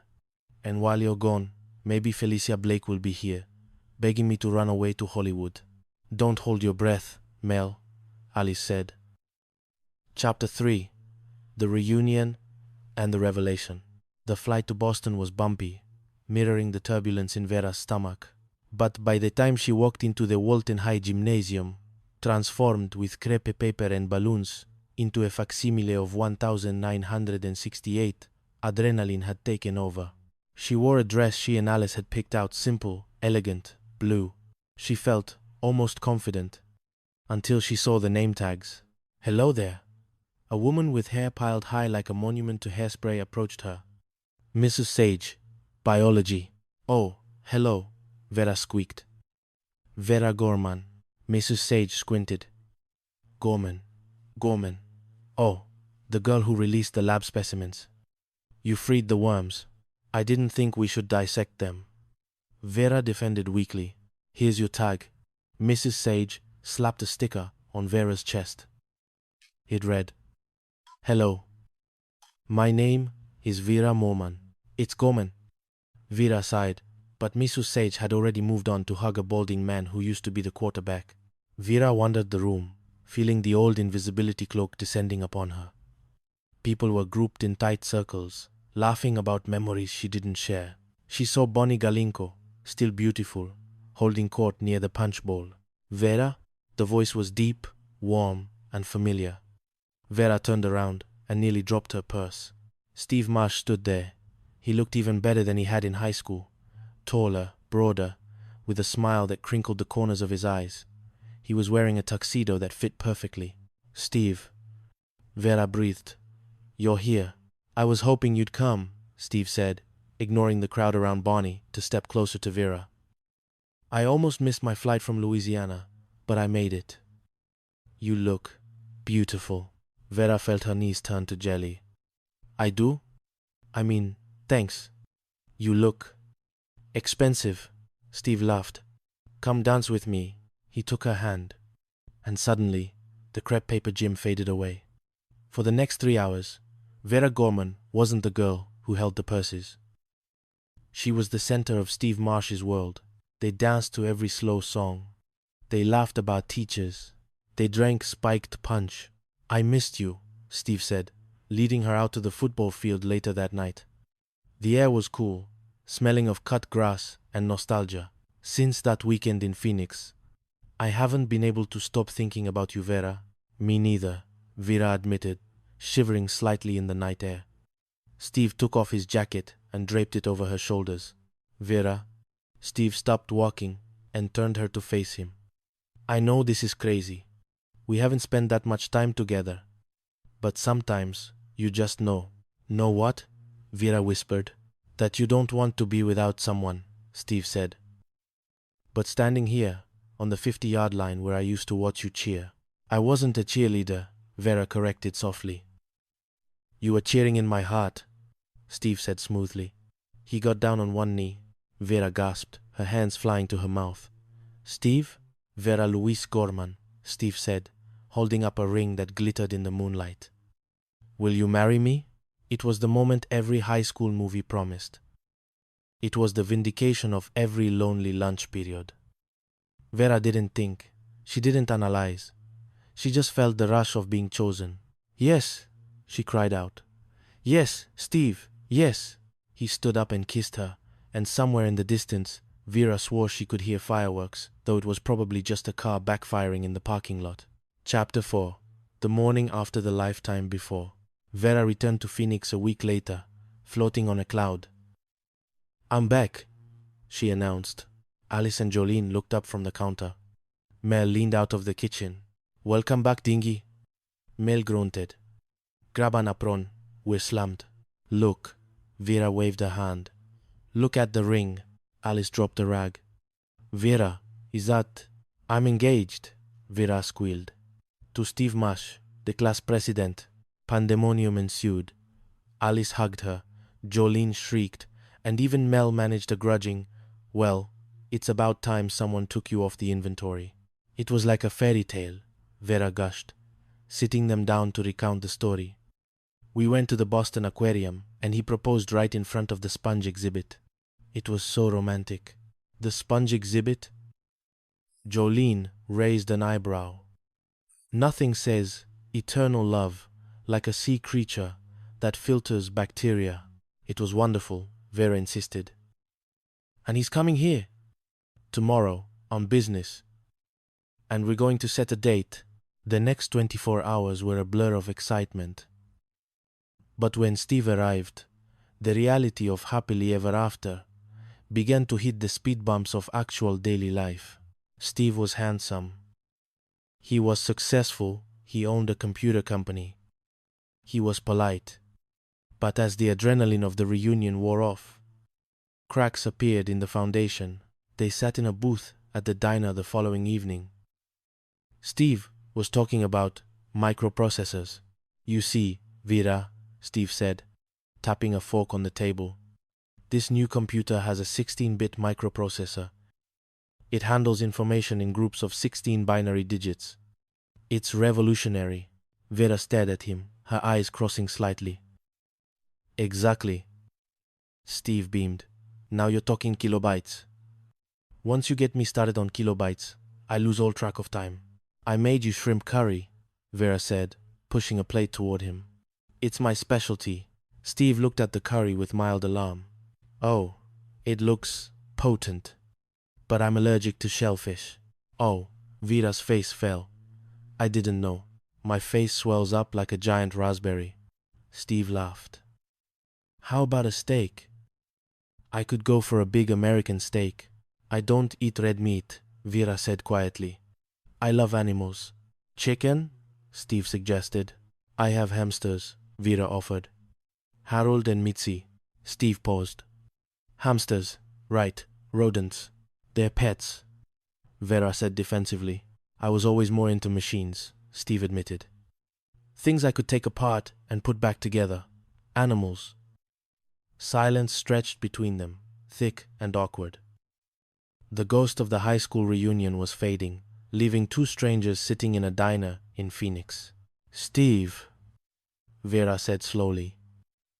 Hate him, Steve said instantly. People breaking into song for no reason? Irrational.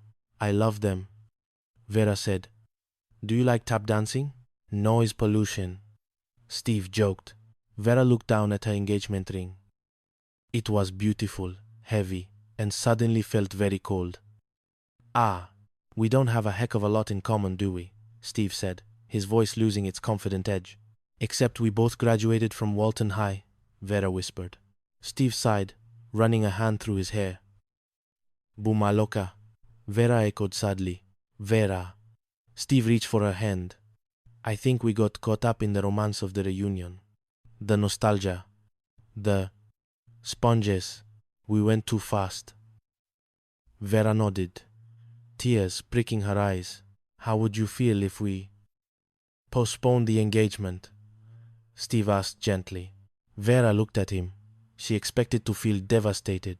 She expected to feel heartbroken. She didn't have to give up her hamsters. She didn't have to be Mrs. Class President. Relieved, Vera said honestly. Really? Steve looked relieved too. Me too, Vera smiled. I like you, Steve. But I think I like the idea of us more than the reality of us. Friends? Steve offered. Friends. Vera agreed. Just then, the phone behind the counter rang. Alice picked it up. Mel's diner. Oh, hi Mel. What? Your battery is dead? Again? Alice listened, rolling her eyes. Okay, we'll come jumpstart you. Yeah, hang on. Alice hung up. Mel stuck. He needs a jump. Vera stood up, grabbing the ring and handing it back to Steve. Steve stood up and kissed her cheek. You're a special girl, Vera Gorman. Don't let anyone tell you otherwise. Vera watched him leave. She felt a pang of sadness, but mostly she felt like herself again. Not Vera Morman. Vera Gorman. She turned to Alice and Jolene. Let's go get Mel. And on the way back, let's stop for chocolate cheesecake. Now that, Alice grinned, is a relationship I can support. Chapter 5. The Stranger on the Roof. The summer dragged on, the heat unrelenting. The diner became a sanctuary, not just for food, but for lost souls. And none were more lost than Monty Hickman. It started with a flashing light outside. Alice and Vera ran out to see Mel, standing on the roof of the diner, wrestling with the neon sign. Mel, get down from there, Alice shouted. You're going to electrocute yourself. You're going to electrocute yourself. You're going to electrocute yourself. I'm saving money, Mel yelled back, sparks showering down around him.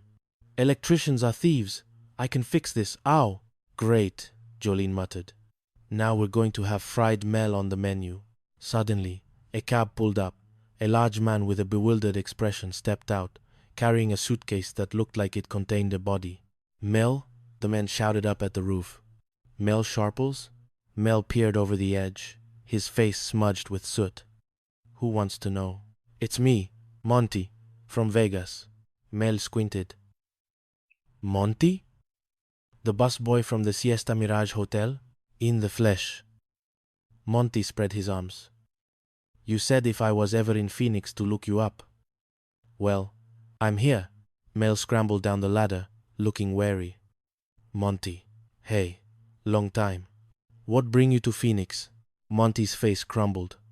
He sat down on his suitcase in the middle of the parking lot. I was supposed to get married yesterday, to Raven. Raven? Alice asked, stepping forward. That's a nice name. She's an exotic dancer. Monty sniffled. With a capital X.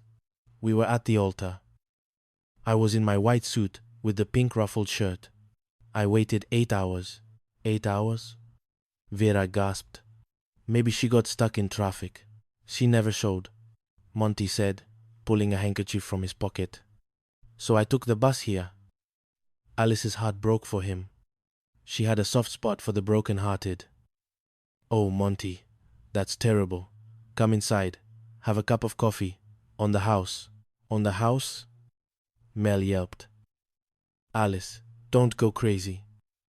Inside, Monty told his tale of woe. He was a sweet man, but clingy. He looked at Alice with puppy dog eyes as she poured him coffee. You're very kind, Alice, Monty said, his voice thick with emotion. Thanks, Alice said, uncertainly. I need a place to stay, Monty said, looking at Mel. I'm good with my hands. I can fix that sign for you. I can fix the plumbing. I can paint. Mel's ears perked up at the word fix. You can fix the sign? For free? For room and board, Monty offered. You got a deal, Mel pointed to the storeroom. You can sleep on the cot in the back. Mel, Alice hissed. You can't make him sleep in the storeroom with the onions. It's temporary, Mel shrugged. Besides, free electrician. Over the next few days, Monty fixed everything. The sign buzzed less. The sink stopped leaking. But he also fixed his gaze on Alice. He followed her around like a lost shadow. He brought her flowers, made out of napkins. He serenaded her in the kitchen with you and the night and the music while playing a mandolin he produced from nowhere. Alice, Monty said one evening, cornering her near the pie case. I've forgotten all about Raven. Alice panicked. Monty, I'm flattered, really, but I barely know you, and you're on the rebound. You're hurt. I'm in love, Monty declared, dropping to one knee. Alice, marry me. We can go to Vegas. I still have the reservations. Monty, get up, Alice hissed, looking around. Mel is watching. Let him watch, Monty shouted. I love this woman. Alice had to end it. She sat him down in the back booth. Monty, listen to me. You are a wonderful guy. You have great hair, naturally curly. But I don't love you. I like you. As a friend, Monty stared at her. The silence was deafening. Then, slowly, he stood up. He didn't say a word. He walked out the back door. 10 minutes later, Vera ran in screaming. Alice, Mel, and the girls rushed outside. There was Monty, standing precariously on the edge of the diner roof, right next to the giant coffee cup. Monty, Alice screamed. Don't do it. Why not? Monty yelled down. You don't love me. Raven doesn't love me. Nobody loves me. I love you, Mel shouted. You fixed my sign. Don't jump. You'll break the awning. Mel, shut up, Alice yelled. She climbed the ladder, her heart pounding. Monty was crying. I'm a loser, Alice. Hey, Zero, you are not a loser, Alice said, stepping closer. You're hurt. You're grieving. But jumping off a diner in Phoenix isn't the answer. Think of your family. I don't have any family, Monty sobbed. Think of the future, Alice grasped. You're young. You're talented. You can play the mandolin. Badly. Monty wailed. Okay, so practice, Alice yelled. Monty, please, come down. We can talk about this. Monty looked at the edge. I just want someone to care. We care, Alice said softly. She reached out her hand. I care. Vera cares. Even Mel cares. In his own twisted way. Calm down, Monty. Have some pie. Monty hesitated. The fight seemed to drain out of him. He took Alice's hand. Apple pie? Apple pie, Alice promised. With cheese. They climbed down. Monty didn't jump. He stayed for 2 more days, then decided to go back to Vegas to face his demons and Raven. He left the diner with a fixed sign and a slightly less broken heart. Alice watched his bus pull away, exhausted. Well, Mel said, slapping a mosquito on his arm. That's that. Back to work. You have no soul, Mel, Alice, Sihil. I got a soul, Mel said, walking back inside. Alice and Vera exchanged a look. Here we go again, Vera whispered. Blue plate special. Alice muttered. Hold the sanity. End of part 1. Part 2. The gamble and the mother. Outline for continuation toward 40,000 words. Chapter 9. The Spell Mel's contest. Mel gets jealous of Freddy's feedback down the street, giving away cash. He starts Spell Mel's. The detailed narrative would cover the mania of the customers, the mounting tension as people collect letters. The climax involves Mel realizing he can't afford the $3,000 prize and the ethical dilemma of hiding the sea. Henry winning induces a moral crisis for Mel, solved only by Henry's own kindness and Mel's subsequent cheapness. Chapter 10. Enter Carrie. Mel's mother arrives. This introduces a new dynamic. The backstory of Mel's childhood in Brooklyn is explored. The power shift when she buys the building is dramatic. Mel, the tyrant of the diner, becomes the oppressed tenant. Scenes of Mel living in the storeroom, trying to cook on a hot plate, and the eventual reconciliation through food. Chapter 11. The Felicia Blake payoff. This is where the thread from Chapter 1 returns. Felicia Blake actually comes to the diner. Episode 1. Plot. The build-up of Mel's humiliation when she denies him, the fake Mel accusation from the press, and the eventual sweet redemption when she remembers the kiss. This ties part 1 and part 2 together. Chapter 12. The fake wedding. Mel's rival Gordy arrives. To save face, Mel bribes Jolene to be his fiancée. This chapter is high farce, a comedy of errors involving a fake priest, a telephone lineman, a ridiculous dress, and a ceremony that goes off the rails. It explores Mel's deep-seated insecurity and his need for validation. Chapter 13. The treasure of Slim McDermott. The discovery of the clues in the diner. The physical comedy of Vera in the ceiling. The greed that infects the group, threatening their friendship. The discovery of the money and the letter from Slim regarding the orphans. The bittersweet ending where they give the money away, reinforcing the found family theme of the show. Chapter 14. Alice at the Palace. The finale of the novel. Alice gets her shot. The rehearsals. The hope. The producer's arrest. Mel stepping in. The conflict between art, Alice, and commerce. Ignorance. Mel trying to cast his bookie. The arrival of Joel Grey playing himself. The final performance, even if it's just in the diner or a small venue, serving as a thematic conclusion to Alice's journey of resilience. Blue Plate. Special. Part 1. The Heat and the Heartbreak. Chapter 1. The Legend of Page 123. The Phoenix sun didn't just shine. It pressed down on the roof of Mel's diner like a hot iron, baking the asphalt and making the air shimmer above the pavement. Inside, the air conditioning fought a valiant, losing battle against the Arizona afternoon. Alice Hyatt wiped the counter, her mind drifting to the song she'd been humming earlier. She used to be sad, used to be shy, and the saddest part was she never knew why. But things were different now. She had a smile and a song for the neighborhood. She was standing on her own 2 feet, raising her son Tommy, and slinging hash for the grumpiest man in the Southwest. Here you go, Henry, Alice said, sliding a plate across the formica. Henry Biesmeyer, a fixture of the diner, who looked as though he came with the building, peered at the menu. What's so funny about Mel's menu? Alice asked, noting his smirk. The meatloaf always gets a laugh. From the service window, Mel Sharples bellowed, "You'll knock it off, Henry." Mel was a man of culinary confidence and zero culinary evidence. He wore his grease-stained t-shirt like a suit of armor. In the corner booth,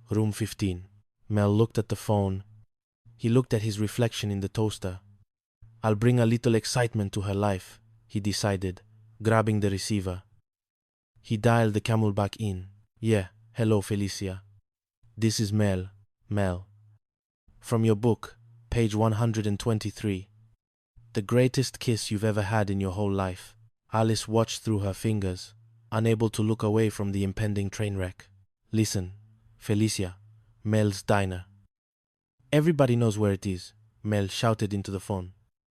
He paused, listening to a voice Alice couldn't hear. His face lit up.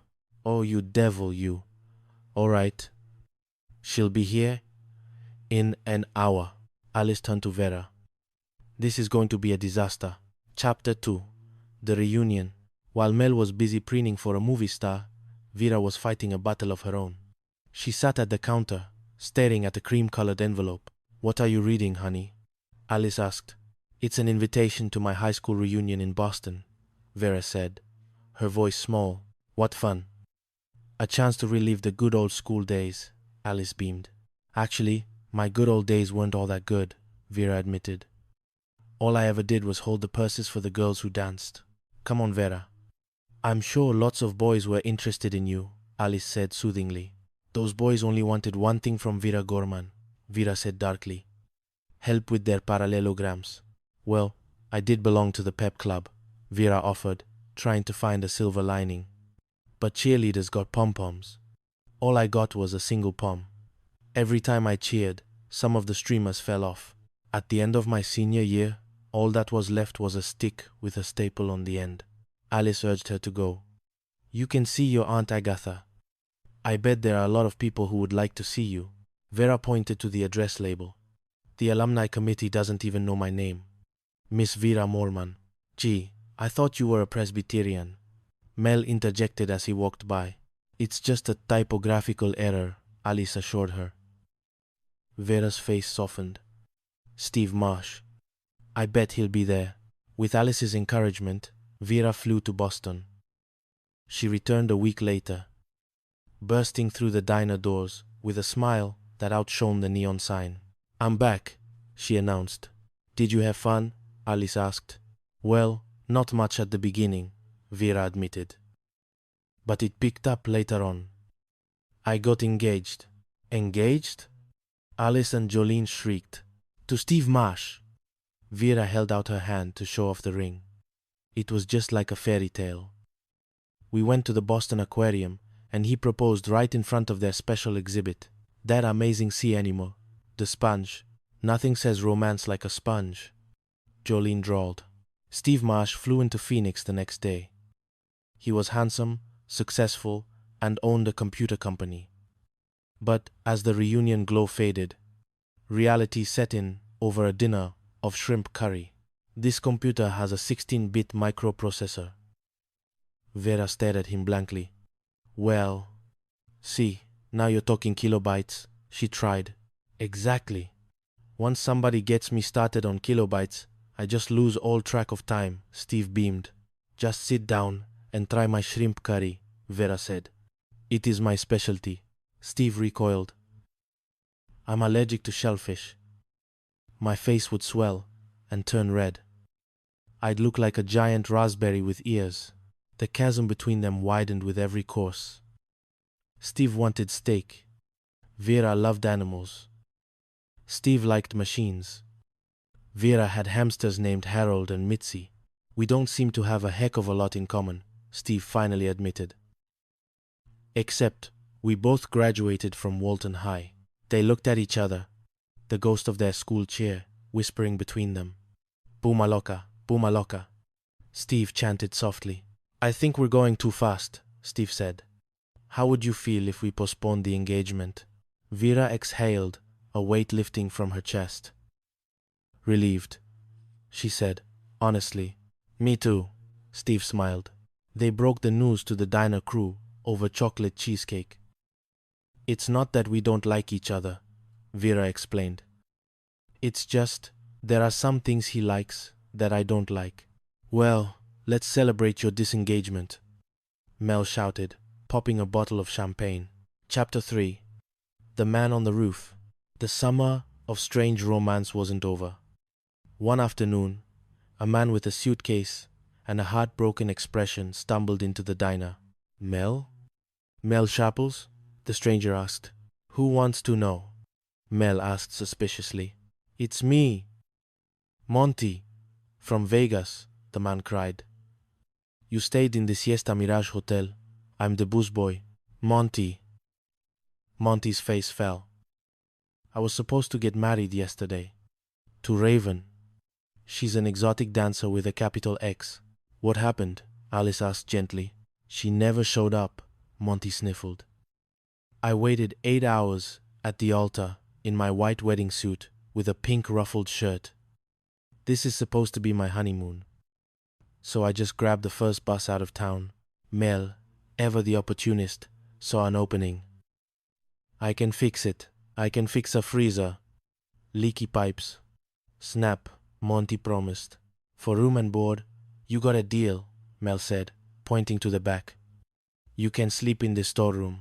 Monty proved to be handy, but his heart was volatile. He latched onto Alice with the desperation of a drowning man. He cooked her an Italian dinner in the storeroom, speaking in broken French. Welcome to Monty's Chestoru, he announced, wearing a beret. He serenaded her with a mandolin, singing, You and the Night. And the music filled me with flaming desire. Alice had to stop it. Monty, I like you very, very much. But only as a friend, she told him firmly. Monty took it poorly.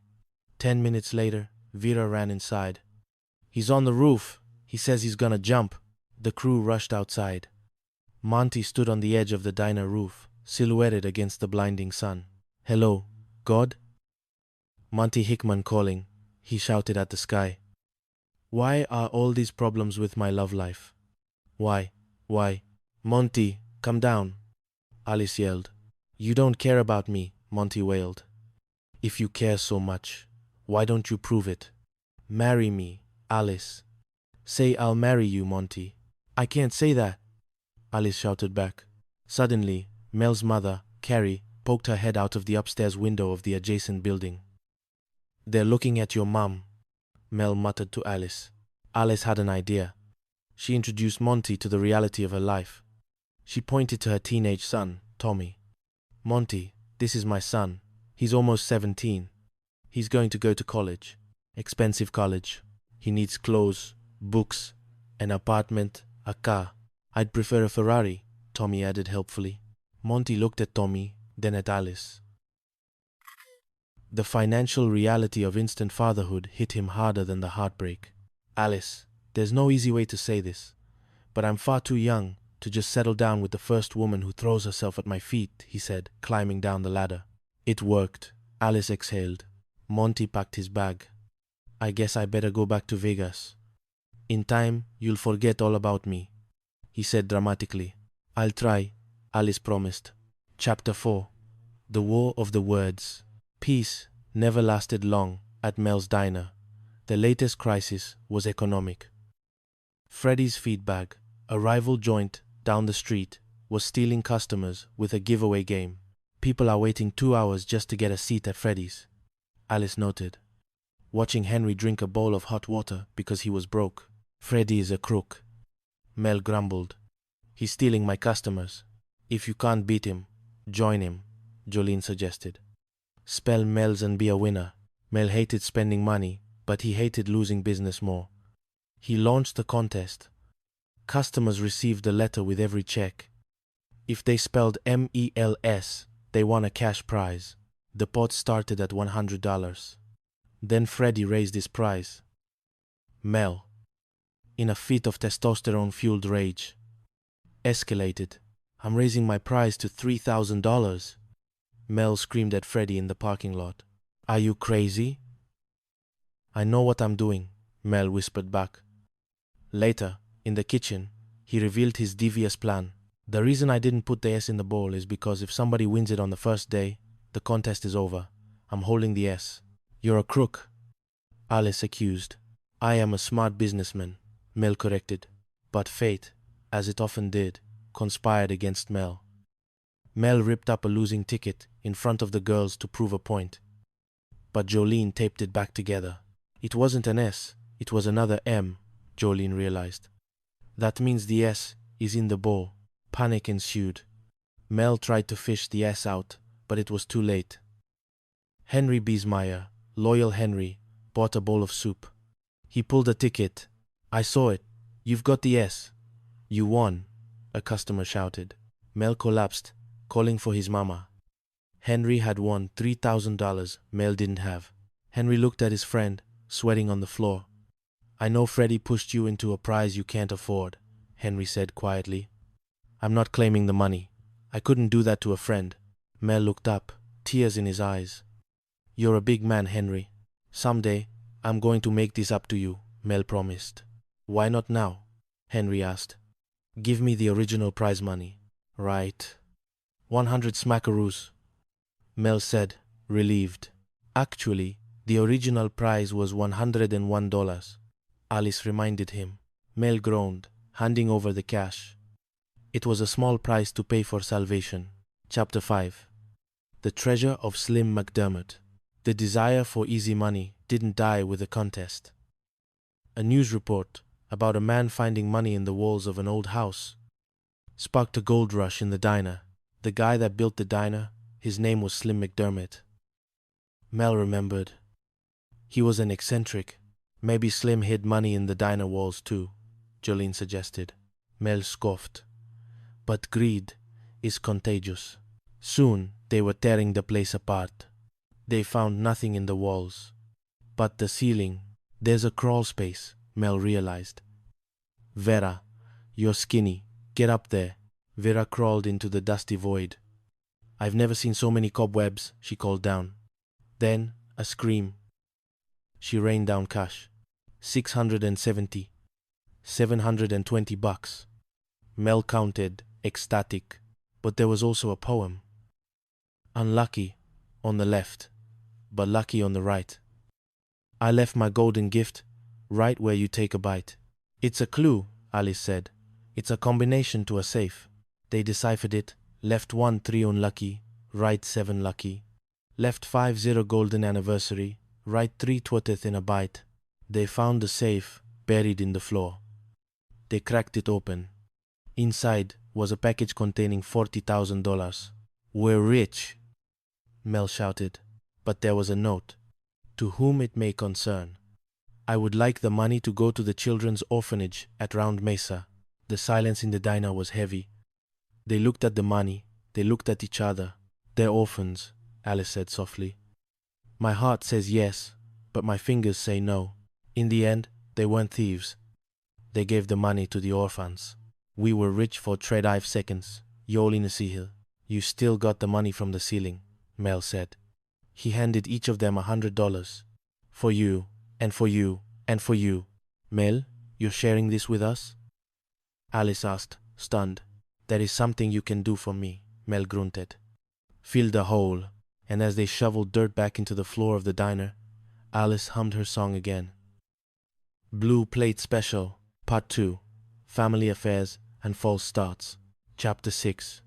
Mother Knows Best. The dust had barely settled from the excavation of the diner floor when a new storm front rolled in. This one didn't bring rain. It brought luggage. Mel, I was sort of hoping to see your mother before we had to leave, Alice said, adjusting her purse strap. She and Tommy were heading out for a trip to Flagstaff to explore the joys of hiking, mostly at Alice's insistence. I wish I could leave before she got here. You deserved it, Alice reminded him. You tried to steal the cookbook she was writing.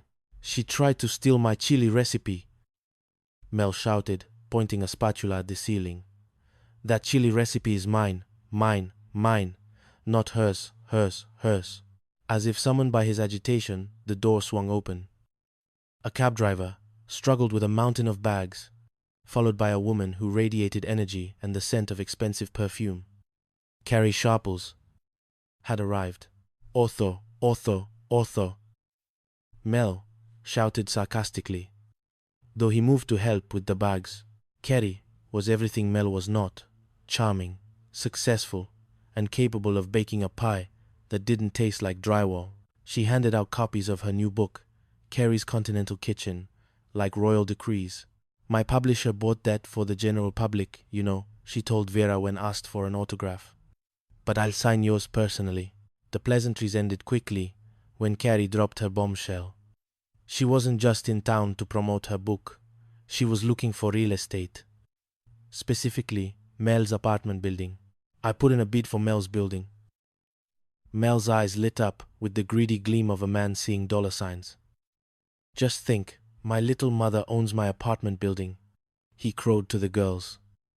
Oh, I am so lucky. My mother is going to take care of her chubby little son and give him a big break on his rent. Carrie paused, the knife hovering over Granny Smith. Not so fast, Mr. Sharples. I am running an apartment building, not a mission. Ma, you mean to tell me that you are going to charge your own son $200 a month? Mel asked, his voice trembling. Samaza. Samaza. Of course not, Carrie smiled sweetly.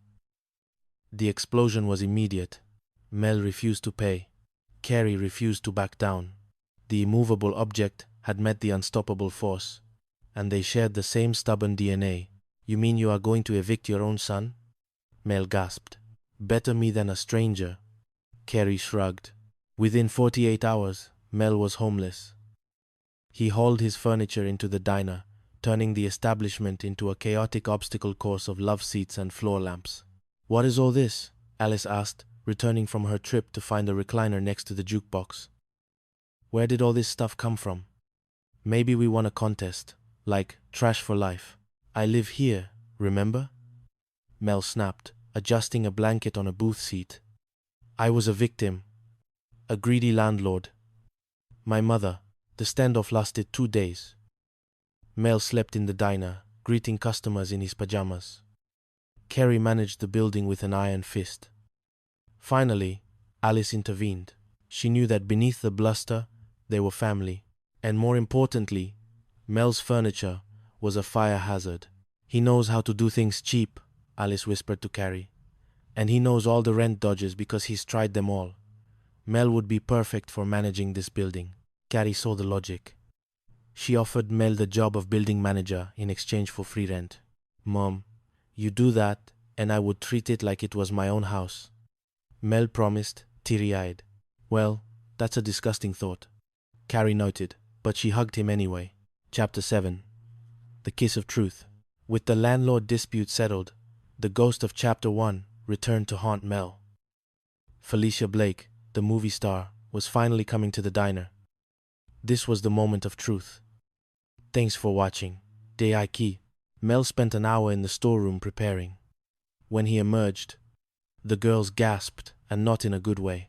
He was wearing a varsity leather sweater that looked like it had been knitted for a much smaller man, and atop his head sat a rug that defied the laws of physics. What do you think? Mel asked, posing. This is a toupee. Makes a better dead squirrel. We don't mess with perfection, Jolene deadpanned. A sleek limousine pulled up. The door opened, and Felicia Blake stepped out, bringing a touch of Hollywood glamour to the grease-stained air of Phoenix. She was gracious, signing autographs for the regulars. I've just seen all of your movies.